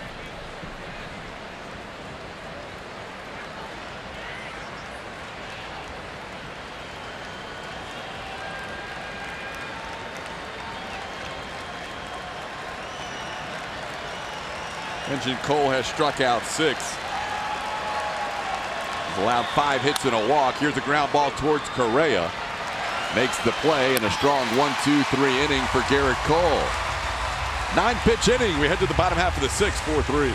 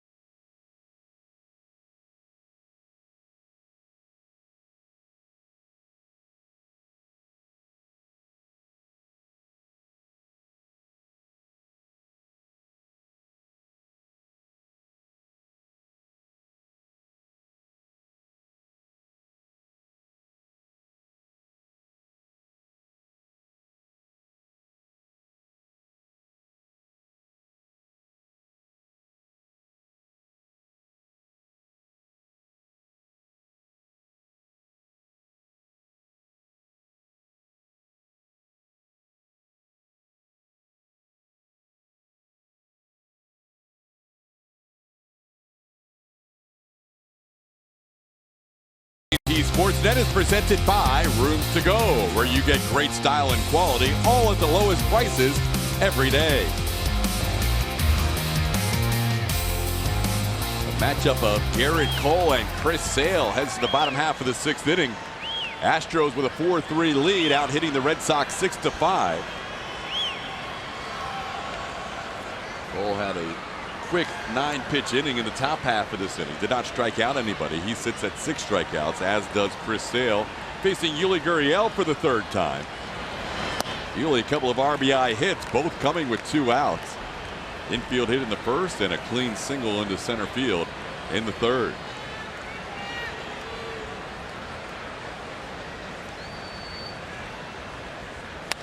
Really coming in with a 409 lifetime average against the Red Sox, and that moving up against the tough left-hander Chris Sale. Keith Hembry warming up in the Boston bullpen as Sale's in the low 90s with his pitch count in the 6th inning.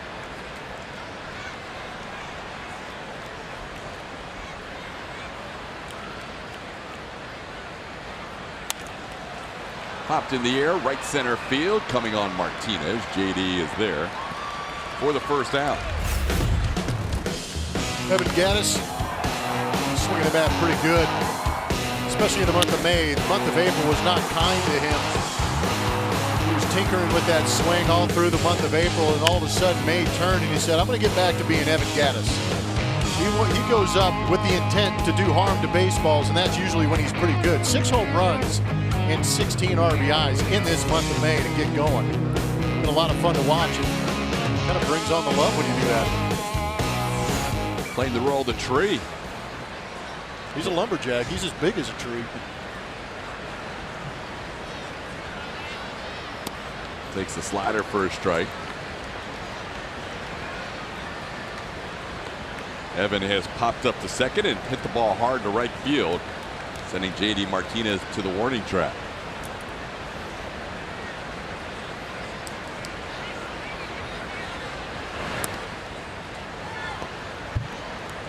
Some of the hot cold zones for Evan Gattis as far as slugging is concerned. And what we love about this and what we love about Evan Gattis is this right here. That's beard zone. You get up near that beard, he's going to get mad and take it out on that baseball. He loves it. But anything center cut, forget it.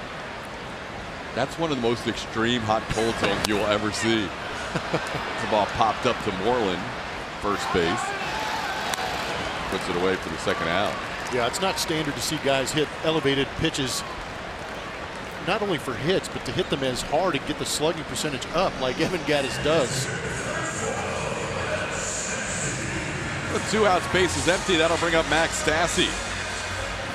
Stassi hit the ball hard his first time up, lining out on a nice play by Jackie Bradley Jr. He also struck out in the 4th. Astros led this game 2-0. Red Sox came back with a run, then the Astros took a 4-1 lead into the 4th. A couple of solo home runs back to back by Mitch Moreland and JD Martinez, making this a 4-3 game. The last 2 frames empty for the Astros, and the last 2 frames empty for the Red Sox as well. 1-0 pitch is fouled off of Max Stassi at the plate. That slider coming in, and that does not feel good for a guy who wears a lot of pitches behind the plate. Ouch. Phil Cuzzy slowly walking a baseball out to Chris Sale because he knows this one smarts.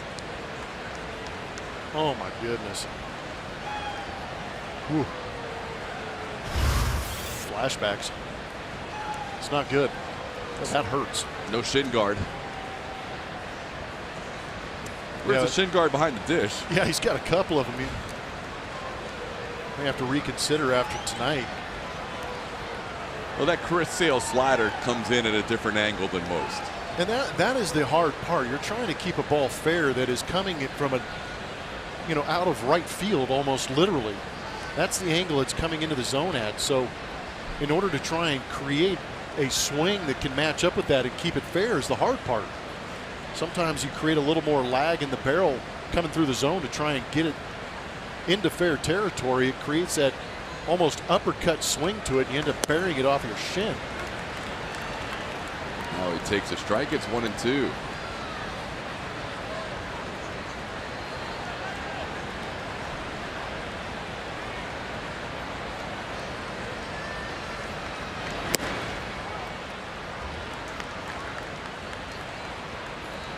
Stassi now 16 for 34 on the season against left-hand pitching.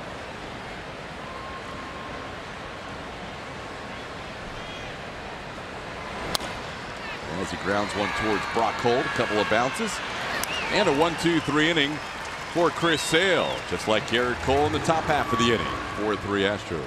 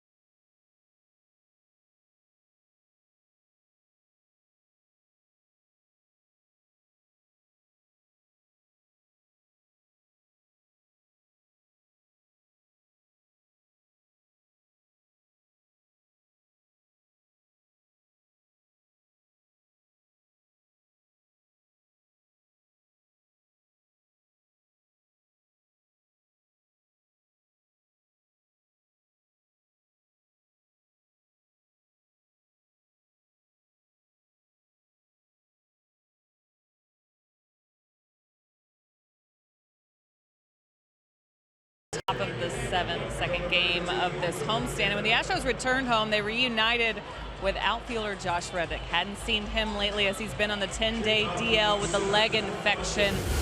Thought it was a spider bite. It turned out it was staph infection. Got pretty serious, but as you see him in the cage right here, this is very good to see. It got pretty serious for him. He got on the antibiotics. He was told to take it easy, also told to stay away from the clubhouse too, and I'm going to spare you all the gory details, but pretty painful for Reddick, who's known for his toughness. Saw him in the cage. So baseball activities started for him a couple of days ago. He was running the bases, which was a huge test for him. All's going well. That process of him getting back is going a little quicker now, but probably a rehab stint in his future as he works his way back to join the Astros, guys. Julia, thank you for sparing us the details. Yeah, don't want to know anything about those staph infections. 4-3 game as we head to the 7th. Brock Holt takes a strike. Garrett Cole starting the inning with 94 pitches, facing the bottom third of the order. And another strike is called. Garrett's retired 5 in a row. Trying to pitch through the 7th inning in this 4-3 game. Tony Kemp takes over for J.D. Davis in left field. They do have the extreme shift on for Brock Holt. Right back to the mound. Snow cone by Garrett Cole. Right off the edge of the glove. It worked out as he has fun with Carlos Correa on that fielding play. Correa is saying that is not how I normally field them. Whatever gets it done. It was a changeup off the bat. Garrett Cole was anticipating the heat, and it came a little bit slower, and he had to almost got the yips. Good to see Cole having fun in the middle of his outing. Towards the end, actually, now at 97 pitches. Swinging and a miss at the fastball.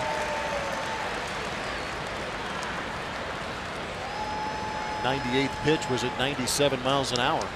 We've seen that from Cole.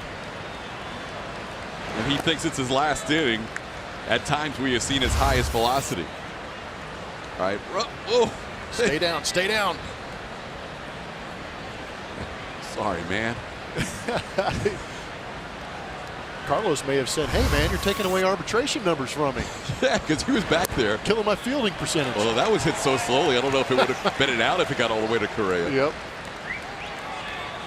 Well, you get a good idea of the personality of Garrett Cole. You can have a little fun with him during the game, even in this matchup. Garrett had struck out at least one every inning in the first 5. Last inning, a 1-2-3 inning without a strikeout. Now he's ahead of Leon, 1-2. Called, third strike. Garrett Cole picks up number 7 on the night. Hundo. Really? Hundo. First time ever. Watch the Astros in more ways than ever before by downloading the new AT&T Sportsnet app from iTunes or Google Play, or visit AT&TSportsnet.com to stream on your computer. Log in with your cable account and you're all set. Available for those with AT&T Sportsnet in their TV subscription. Blackouts and restrictions apply. We have not seen 100 before. Top. From Garrett. It's a hundo. That is a hundo at the knees. But I'm saying we haven't seen that before. No. We've seen 99 and change. How about that? On his 101st pitch, he throws one a hundo. Angry. Nice. Good adjustment. All about the Benjamins. Bring it. That was impressive. 100.0 miles an hour according to StatCast. First time I can remember Garrett Cole throwing a pitch at triple digits. Yo. Ho! He's heated up. Bringing it. Hundo and one. Who is this guy? Yeah, there was a little bit of anger behind that last pitch, huh? We've seen upper 90s, but now he's triple digits Cole. Thank goodness for the right knee of Phil Cuzzy that Stassi got a piece of that. Yeah, that would have just blown the shin guard off. There's a line drive towards George. Springer on the move, makes the catch. Garrett Cole through 7 leads this game 4-3, bringing a hundo a couple times.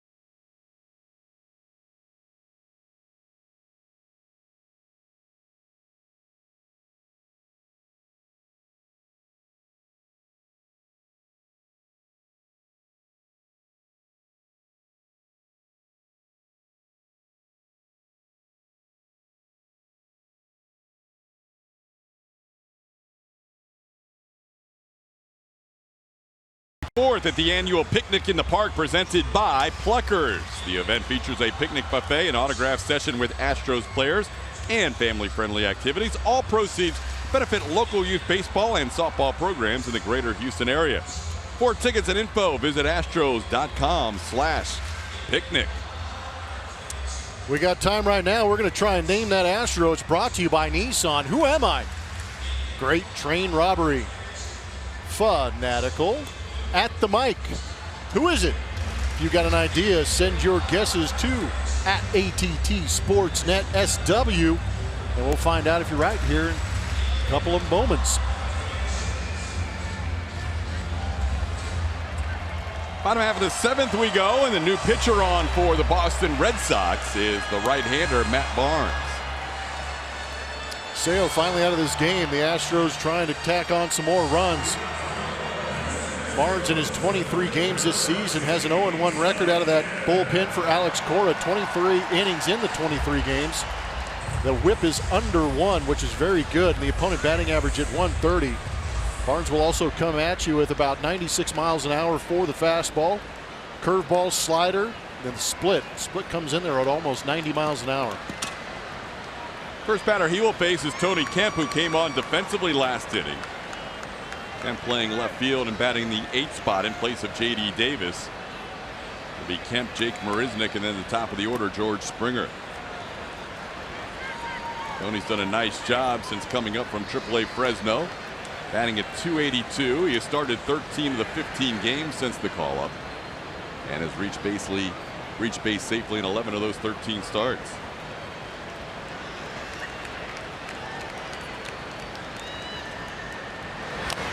Chris Sale ends up going 6 innings tonight, allowed 6 hits and a walk. The walk to the leadoff hitter George Springer, who would come around to score on a strikeout wild pitch, a 2-base wild pitch. Sale, who went 11 straight starts to begin the year, allowing 3 runs or fewer, allowing 6 in his last start and 4 tonight.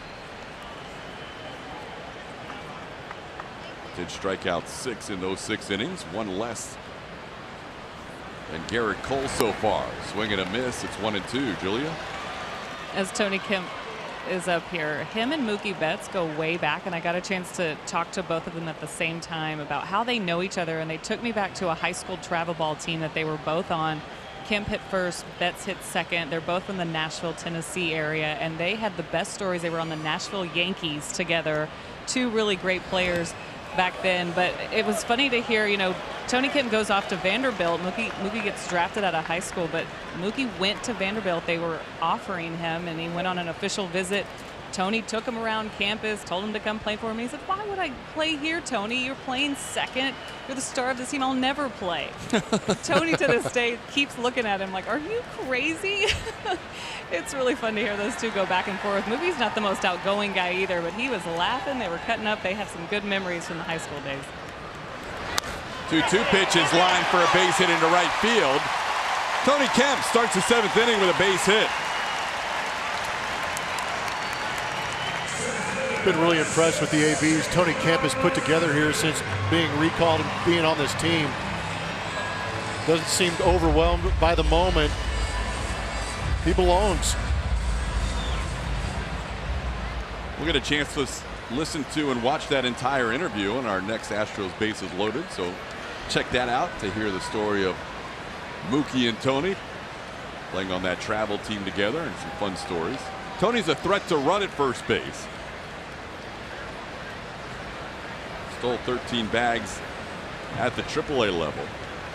Kemp has 2 steals at the big league level. Jake around the bunt takes a strike as he looks back at Phil Cuzzy, thinking that was outside. It was about 1.5 feet off the corner.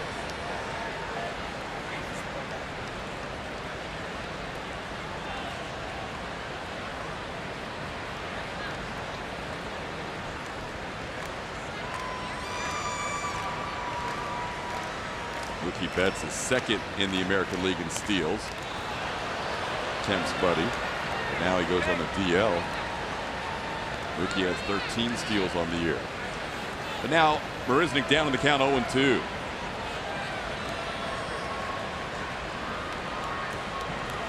Ten-day DL, just learning before the game about that roster move. 10-day DL for Mookie Betts. retroactive to Tuesday with a left abdominal strain. Corresponding move tomorrow for the Red Sox.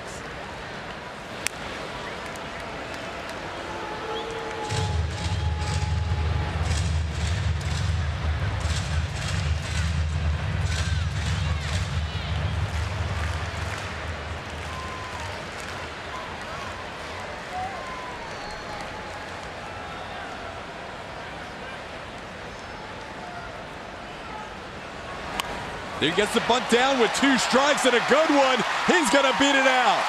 Jake Marisnick bunts for a hit on an 0-2 pitch.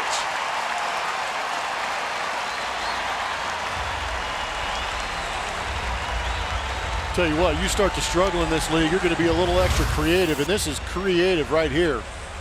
2 strikes, taking a chance, laying one down. You're just trying to put this ball in play with 2 strikes, and it turns out being a slider or an off-speed pitch that he's able to stay on and put it down. A very good bunt and be safe. As a third baseman, you get to 2 strikes, you're backing off. Oh my gosh, yeah. I'm not anticipating any kind of bunt. Nicely done by Jake. So now 2 on, nobody out in the top of the order, George Springer.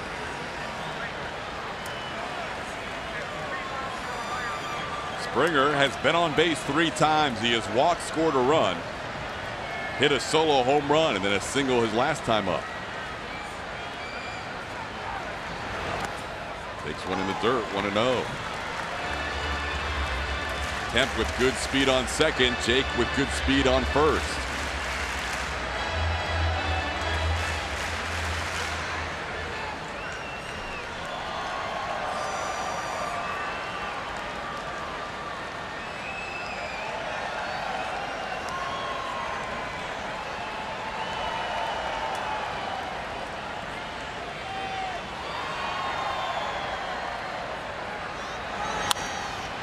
Bouncing ball towards Devers, the third baseman, a high throw at second, and they get the double play.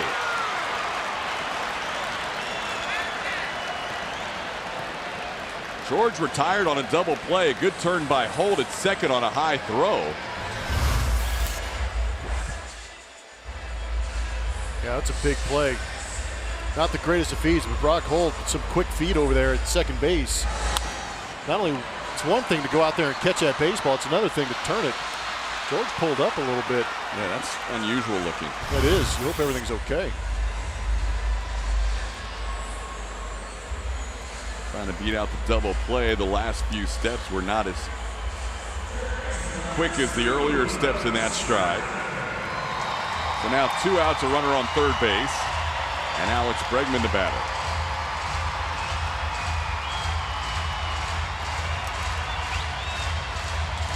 Bregman singled, scored a run. He struck out a couple of times against Sale.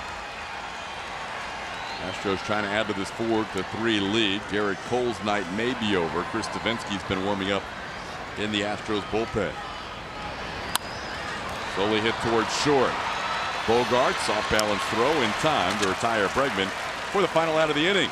Still 4-3, headed to the 8th.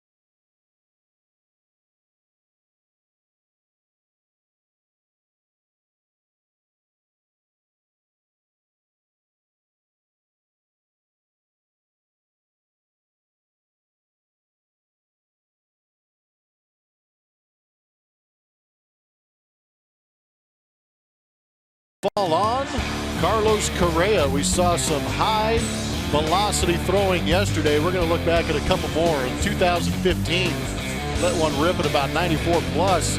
This is another one. And all three very similar plays on the relay throws, 94.8 miles an hour. And then last night on this relay to home plate, 96.3 miles an hour, the hardest throw by an infielder in the StatCast era. Impressive to see. Hardest throwing infielder in the game, according to StatCast, at least with last night's throw. New pitcher for the Astros in the 8th, Chris Devenski. Devo's put up some pretty good numbers at ERA at 2.08, 28 strikeouts and 21 2/3. This spot for him, we'll see him facing left, right, left. That's COD, which is the circle of death. He calls that changeup. But we've also seen very good velocity out of Devo's right arm in the mid-90s. This is with the first two to Benintendi.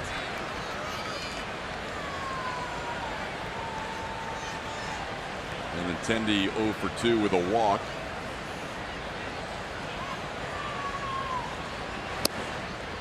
And there's a called strike. Devo knows the dangers of starting out with a walk. That's what got him in trouble in New York in that 2-run 9th inning, trying to protect the 5-3 lead. Comes back after being down 2-0 and evens the count at 2 apiece. Eric Cole, very good tonight. Another start allowing 3 runs or fewer. It's a pretty good start, a quality start against a very good offensive team in the Boston Red Sox.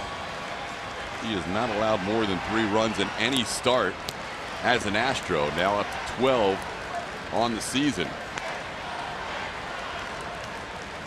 Did allow a couple of home runs to back-to-back hitters tonight, Mitch Moreland and JD Martinez, but after that just 1 more hit and 1 more walk allowed as he retired 12 of the last 14 batters. 2 pitches down and in, and Benintendi has worked the count full. That was a changeup. He may have pulled to that glove side, but still a strike. Catching that bottom portion. We saw Max Stassi get rung up on a similar location. There it is, circle of death. Favorite pitch for Chris Devenski. Gets the swing and miss from Andrew Benintendi for the first out of the 8th. 2018 Astros Buddies memberships presented by BBVA Compass are available for kids 12 and under. Buddies receive 4 tickets to an Astros regular season game, a backpack, cap, socks, and exclusive benefits throughout the year for only $25 plus tax. Visit astros.com/buddies today to sign up. A little slide piece to Xander Bogaerts for a called strike. Slider to Bogaerts, who was 0 for 3. He has reached in 16 consecutive games, and he has reached for 17 consecutive games. Just reaches out and soft serves that one into left in between Correa and Bregman for a 1-out hit. Time now to name that Astro, brought to you by Nissan. Hope you got it quick and got those answers in. Great train robbery, fanatical at the mic. Who is it? Larry Anderson. Greatest trade of all time. Traded for Jeff Bagwell, 2 World Series with the Phillies, and longtime Phillies radio announcer. L.A. Larry Anderson. You probably got some good stories about him. He's the best. Yeah, well, he is highly entertaining. Some I can tell on the air. There's a called strike on the inside corner to Mitch Moreland. Moreland hit a home run to straightaway center field against Garrett Cole. And made it a 4-2 game. His 9th of the season. He was 1 for 3 against Cole.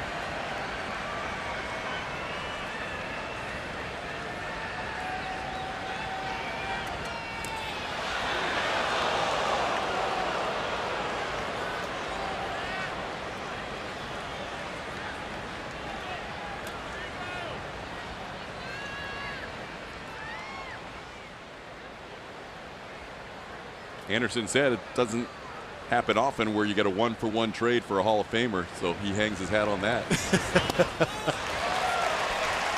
the count to Moreland. That's one way of putting it.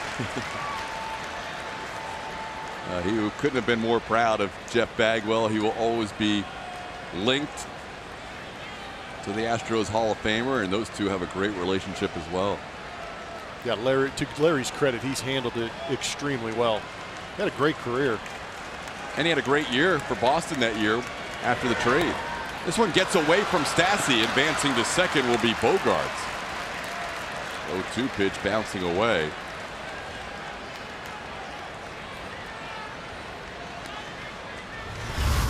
Wild pitch charged to Davinsky. Well, the COD bit the dust.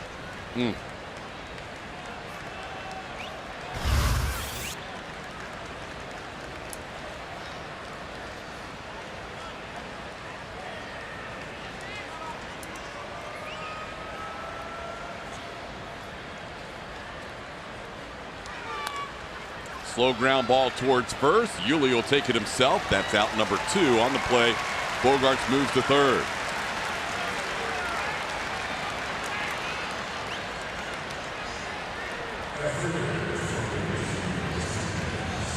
Now Devo will face J.D. Martinez. J.D. hitting a home run in the 4th inning, and A.J. Hinch does not want to see J.D. Martinez hit in this situation. He will intentionally walk him. Even though he represents the go-ahead run, that's how hot he has been this year, with 19 home runs and 48 RBIs. Plus, Davinsky against lefties is something that A.J. prefers, with Rafael Devers on deck. Martinez is going to leave the game for a pinch runner.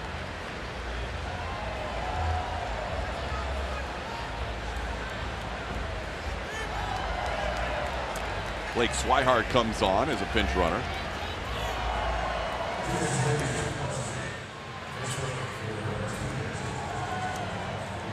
Not sure if the Astros are too upset to see JD leave this game.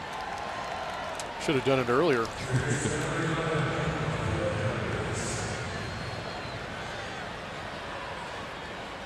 See if that comes around, if his spot comes around in this game. We are playing in the 8th with 2 outs. So Swihart runs for Martinez at first. Bogaerts on third with 2 outs. Devo facing Devers, who struck out twice against Cole and also lined out to center field. Runner on the move, and he will take second without a look. Nobody covering, no throw. Will be a stolen base for Swihart. 0-1 the count to Devers.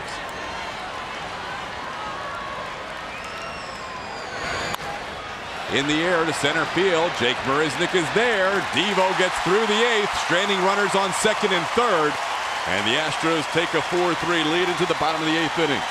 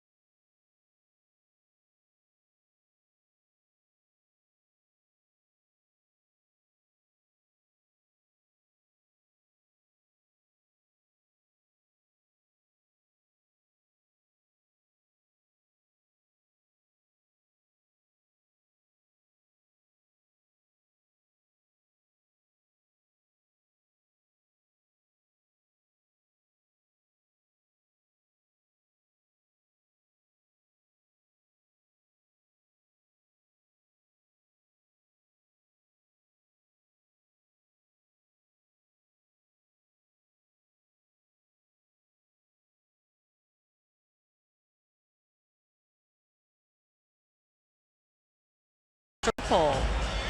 That's a lot of tweeters on a Friday night. We got tons of votes. We asked who is your sleeper Astros pick to make the AL All-Star team, and Charlie Morton wins tonight with 49%.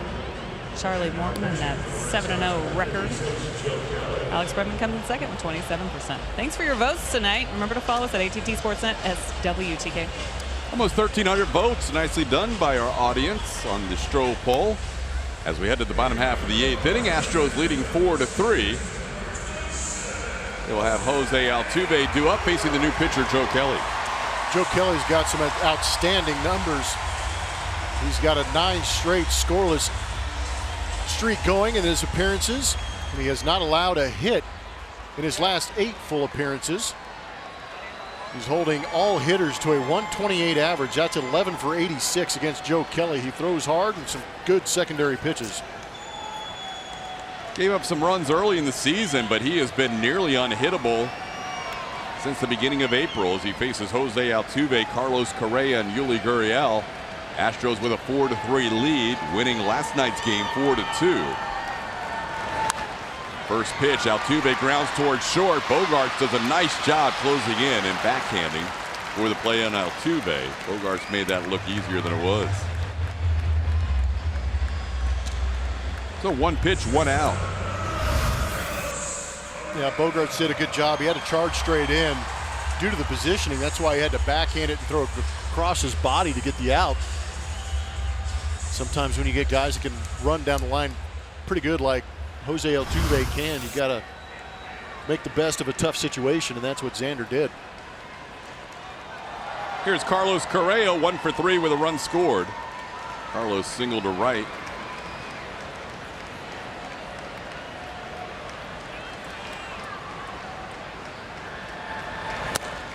Takes a pitch outside for a ball. 1-0. That was 100 miles an hour. Seen a couple of hundreds tonight. We saw Garrett Cole get to 101. Joe Kelly averaging 97.6 miles an hour on his fastball this season. Cole struck out Sandy Leon on a 100.0 mile per hour pitch. Then he threw one to Jackie Bradley Jr. at 100.7, which you round up to 101. I believe the hardest pitch we have seen Garrett Cole throw this year, maybe the highest in his career. I was just saying, now we're going to have to check that out and see if it is. 2-0 to Correa. Kelly, 24 outings, 1 run allowed since April 1st. And a good breaking ball for a strike. Man, oh man. Statcast on that fastball. Just for good measure, ramp it up to 101. By the way, those were the last 2 batters he faced tonight. Yeah, that wasn't pitch 25. Correa deep to left field. Carlos Correa, his 10th home run against the Red Sox in his career. He gives the Astros an insurance run. It's now 5-3. Correa making an appearance here early in this homestand against the Boston Red Sox. Back-to-back days with home runs. 96 career at-bats against the Red Sox and 10 home runs. Changeup, 88 miles an hour out of the hand of Joe Kelly. That was a cookie. Not the hardest ball we've seen from Carlos Correa, but did a great job staying back on 88 when a guy can bring it up there at almost a, well, he has brought it at 100 miles an hour. Here's Yuli Gurriel. Astros now lead by 2. That is a huge run to get in the bottom half of the 8th inning. Yuli had 2 big hits. Infield single with 2 outs in the first to score a run, and a line drive single in the 3rd inning with 2 outs to score a run.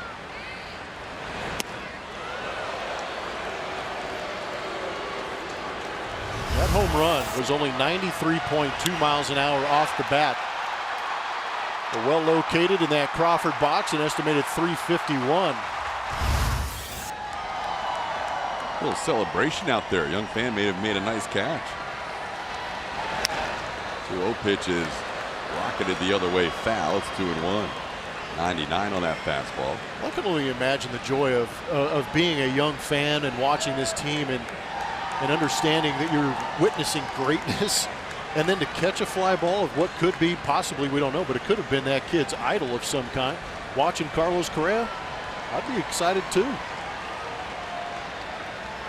Sunday Night Baseball crew is going to beat us to the punch a little bit. They're going to be broadcasting from the Crawford boxes on Sunday.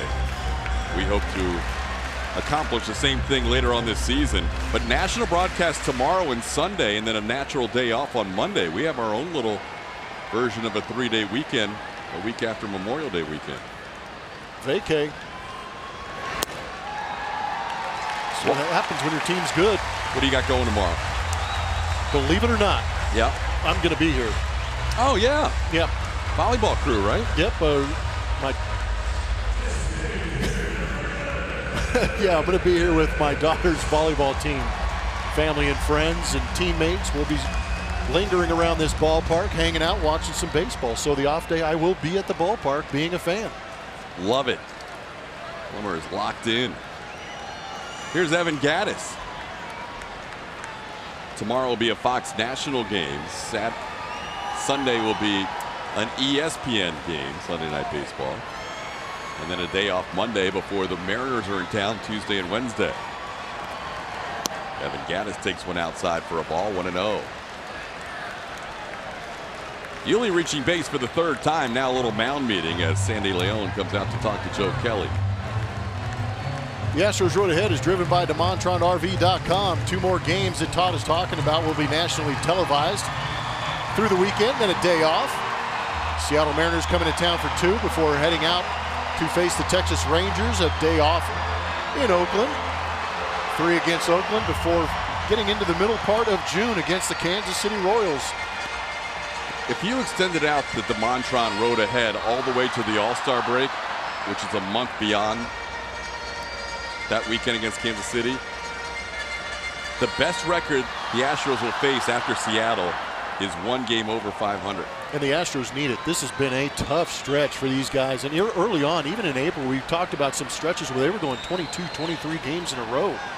So not only do they need a couple of those days off to show up, but they also need some competition that they could kind of maybe not take a break, but not be as intense as some of these matchups are against number ones. 1-0 pitch is a breaking ball low. It's 2-0.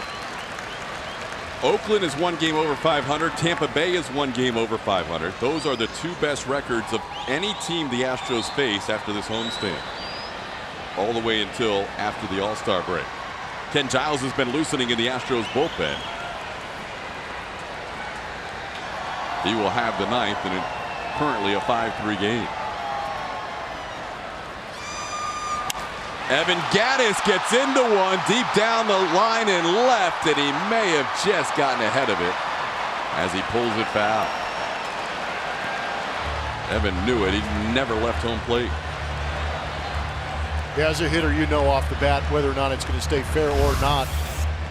And he got a little quick on this one and yanked it foul, but aggressive in a 2-0 count. Gotta love it.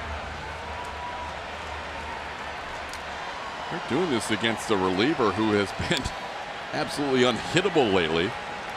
0 for the last 23 against Kelly, and in this inning, Correa with a home run, Yuli with a walk. There goes Yuli. Evans sends one deep to left field. All the way back goes Benintendi. Good home run! 2-run shot for Evan Gaddis. Astros now lead it by 4. Lumberjack attack. It's been a heck of a month of May for Evan Gaddis.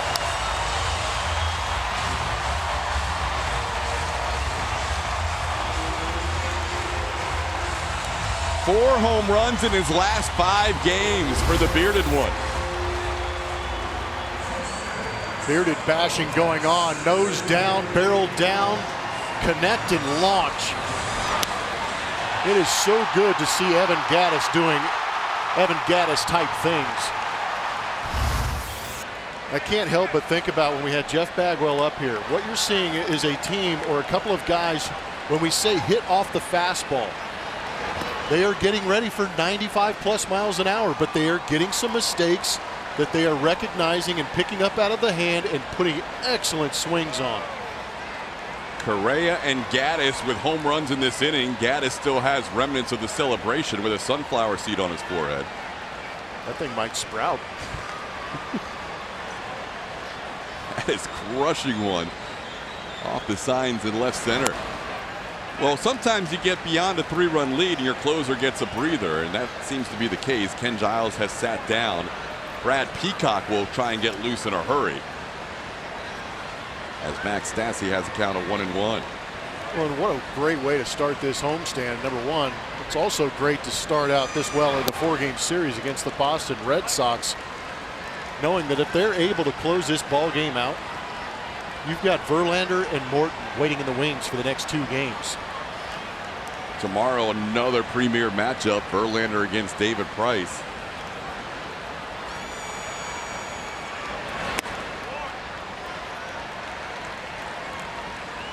Inside to Stassi.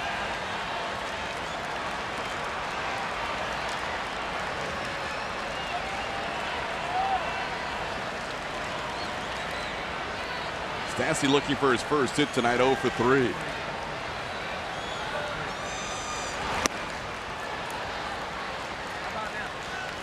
Now the count is full.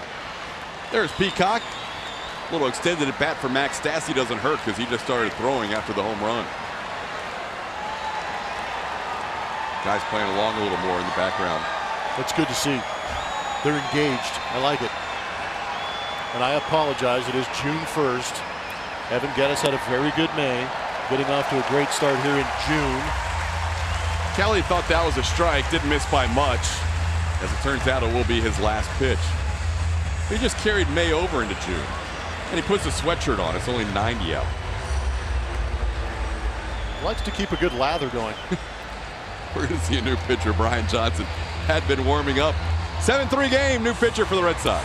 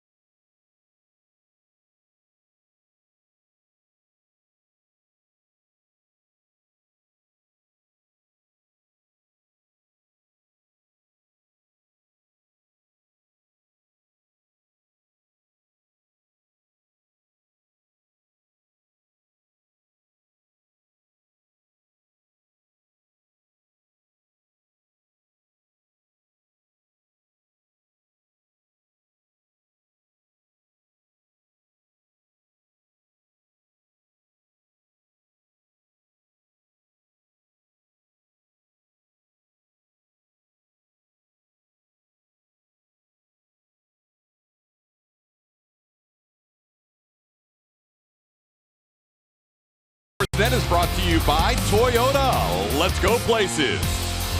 And by T-Mobile. Show your military appreciation and use hashtag #HatsOffForHeroes. T-Mobile will donate $1 for each post.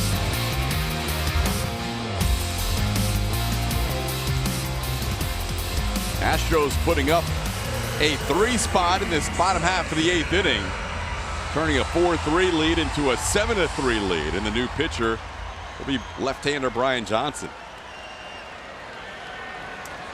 Johnson's numbers, 1-2 record, 27 innings pitched. Fastball at 88, changeup, curveball, slider. Tony Kemp to left field. And Intendi makes the play on the warning track. Kemp gave it a pretty good ride, but he's out number 2. Astros scoring 3 runs plus the walk is a responsibility of Joe Kelly. 3 runs against the guy who had allowed 1 run in his last 24 outings. Correa a home run, Gaddis a home run. Evan with a 2-run shot. Has gone from a save situation with Giles warming up to a 4-run lead with Brad Peacock warming up. Johnson misses down and in to Jake Marisnick. Jake with a bunt hit his last time up, 1 for 3.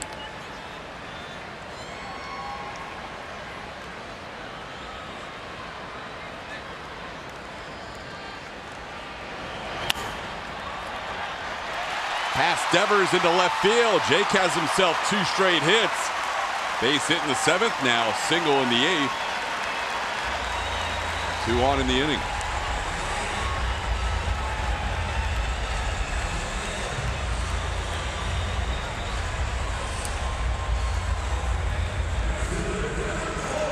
Here's George Springer. Springer walked, scored a run, hit a solo home run, and singled. And grounded into a double play.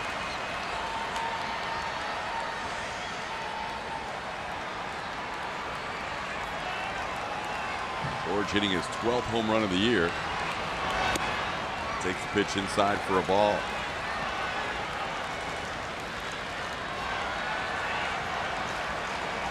Carlos Correa earlier this inning hitting his 10th. And Evan Gaddis his 8th.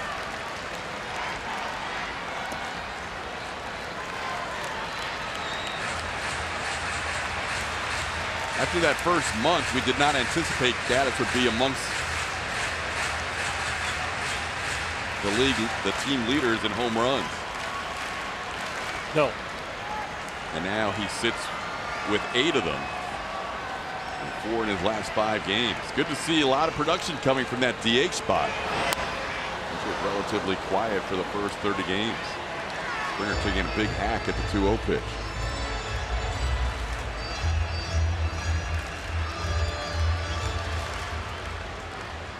$37,244 tonight. They've had a lot to cheer about, especially lately. 2 runs in the first, 2 in the third, then 4 scoreless until a 3-run 8th. Yeah, a couple of people in that Stro zone probably doubling up on T-shirts. One upon entry, one upon being in the Stro zone. They're going to double up on some fireworks too. Yeah. Man, Summer Songs is a theme tonight. They will slide the roof back and enjoy a little Friday night fireworks after this game. That's the great thing about Friday nights. Doesn't matter how long the game goes, because the next day most people aren't working. So a lot of people hang out and watch those fireworks.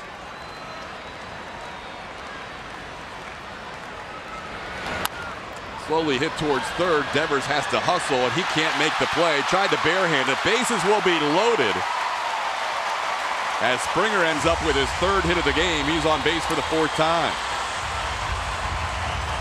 fans want more. All these base runners up, and Alex Bregman coming to the dish, starting to get to their feet. And I'm with them. Get greedy, boys. This is a good teaching moment also. If you're playing a corner infield position and you have a do-or-die play where you might have the opportunity to use a glove, but you don't want the possible error, use the bare hand. Every time you go at it with a bare hand and don't make the play, it's a base hit. Tough play.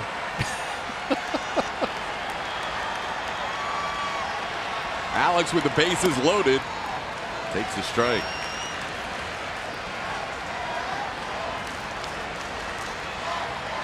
Bregman tonight 1 for 4, single to run scored. Astros now up to a dozen hits with 4 in this inning.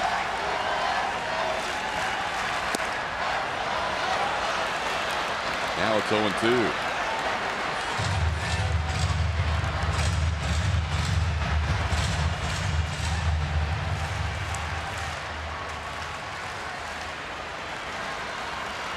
Bregman, the 9th batter of this inning. Altuve on deck, started the inning with a ground out.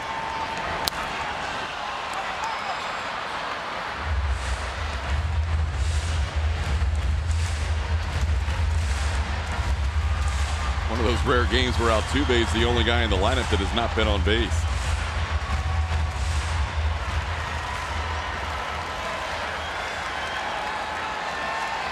Did reach on a fielder's choice, but hasn't Connor Walker had a hit. Pitch away, it's 1-2.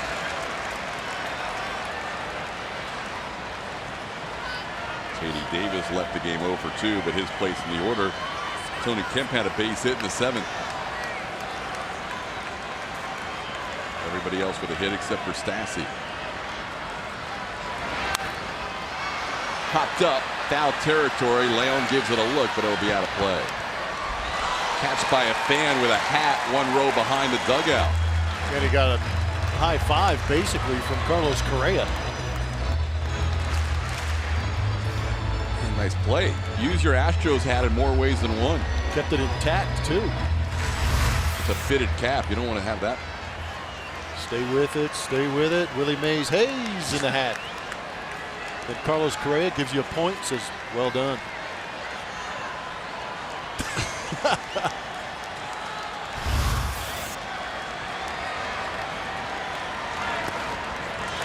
Good take by Bregman on the pitch in the dirt. 2-2.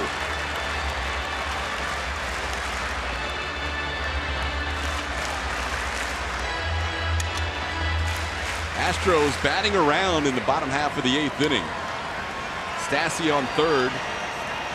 Riznick on second. Springer on first. Bregman with a 2-2 count.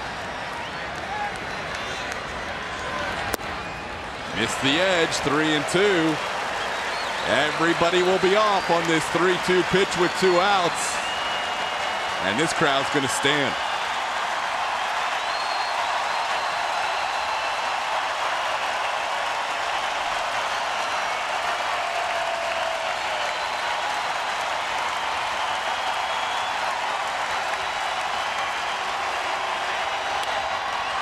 Pop up, playable. Devers puts it away. Bregman pops up to end the inning. But 3 runs in the inning give the Astros a 7-3 lead. Yep, the Astros unleashing. Carlos Correa with that bomb to left field, and then it was Evan Gattis going down and getting one and launching it.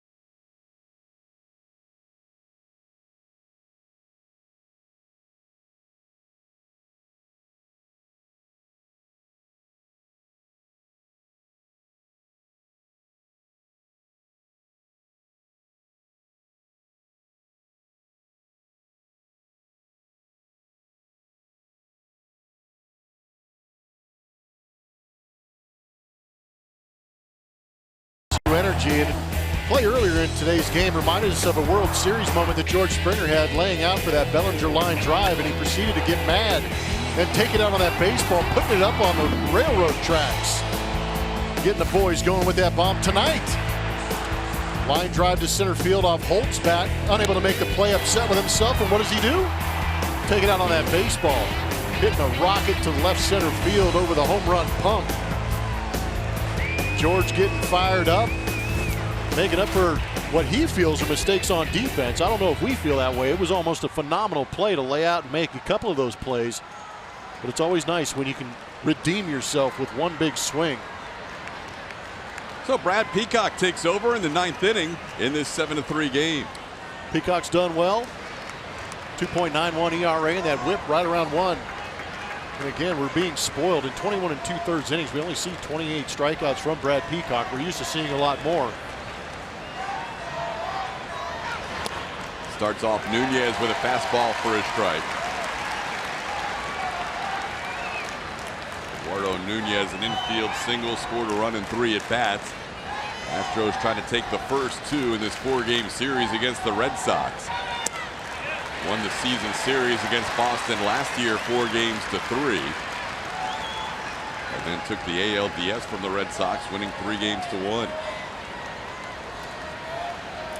We'll play again tomorrow and Sunday, both national broadcasts. We'll be back with you for the Mariners series beginning Tuesday.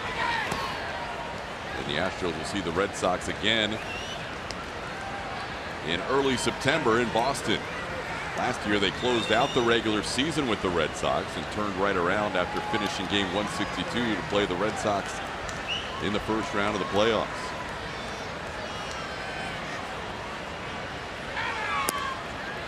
Slider misses away. It's 2-2.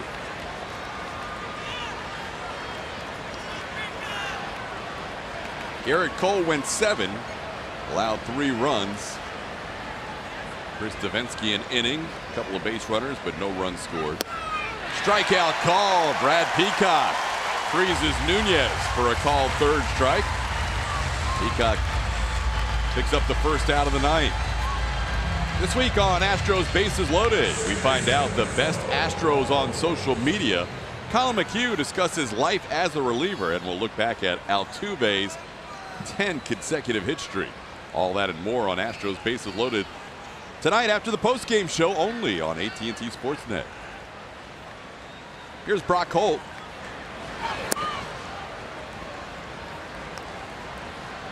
Holt playing second base for the 2nd consecutive night in place of Dustin Pedroia. It was a late scratch in the lineup last night due to soreness in his knee. Holt does have a home run against Peacock in his career, 2 for 4 with a home run. Now it's went out of play. It's 1-1. Fans are making some plays tonight. Well, it's one thing to make a play. It's another to be holding your kid while doing it.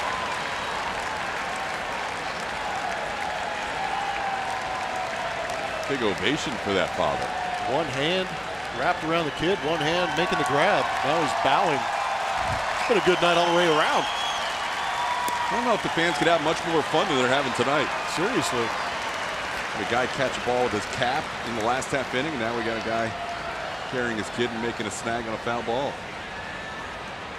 The responses to the attention have been strong too. Taking a bow and a little point to Carlos Correa. 1-2 pitch. Ooh, there's the slider we've been looking for. When Brad Peacock has that pitch going, he's a different guy. And we have not seen the quality sliders consistently this year. That was a good one. Does a good job sweeping that across that lower portion of the zone. It's an excellent look at the release point on that slider on a matches from Supermo from Brad Peacock. Red Sox coming into this series with a major league best record of 39-17. Astros trying to take the first 2 games in this 4-game set. Sandy Leon bats with 2 outs and nobody on. Garrett Cole ended the night with 7 strikeouts. Chris Sale had 6. Cole increases his lead in the AL strikeout department. It's now a +6 over Sale. Breaking ball for a strike. Peacock's feeling it tonight. Ahead 0-2 here, and 37,244 on a festive Friday night are going to stand here looking for the final strike.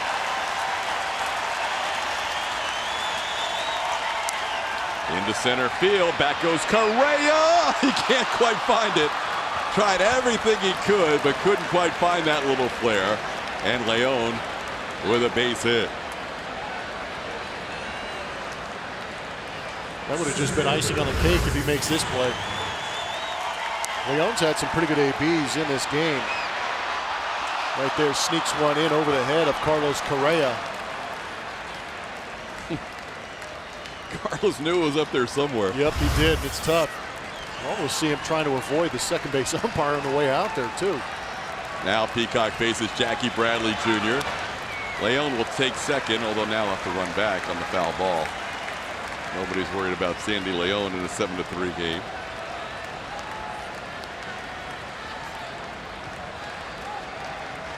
Bradley Jr. extending his hitting streak to 8 games with a single in the 5th.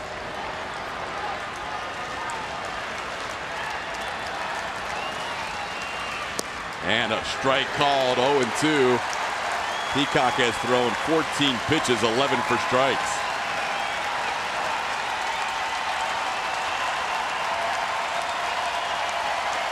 Fielder's indifference allows Leon to go to second.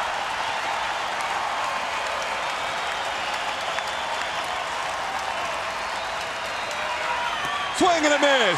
Astros win 7-3. In the rematch of last year's ALDS, the Astros have taken the first 2 games in this 4-game series.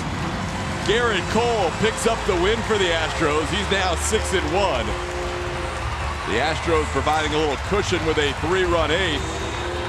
Home runs by Carlos Correa and Evan Gattis in that inning. George Springer on base 4 times tonight, and he hit a home run himself. Nice win for the Astros tonight, 2-0 on the homestand.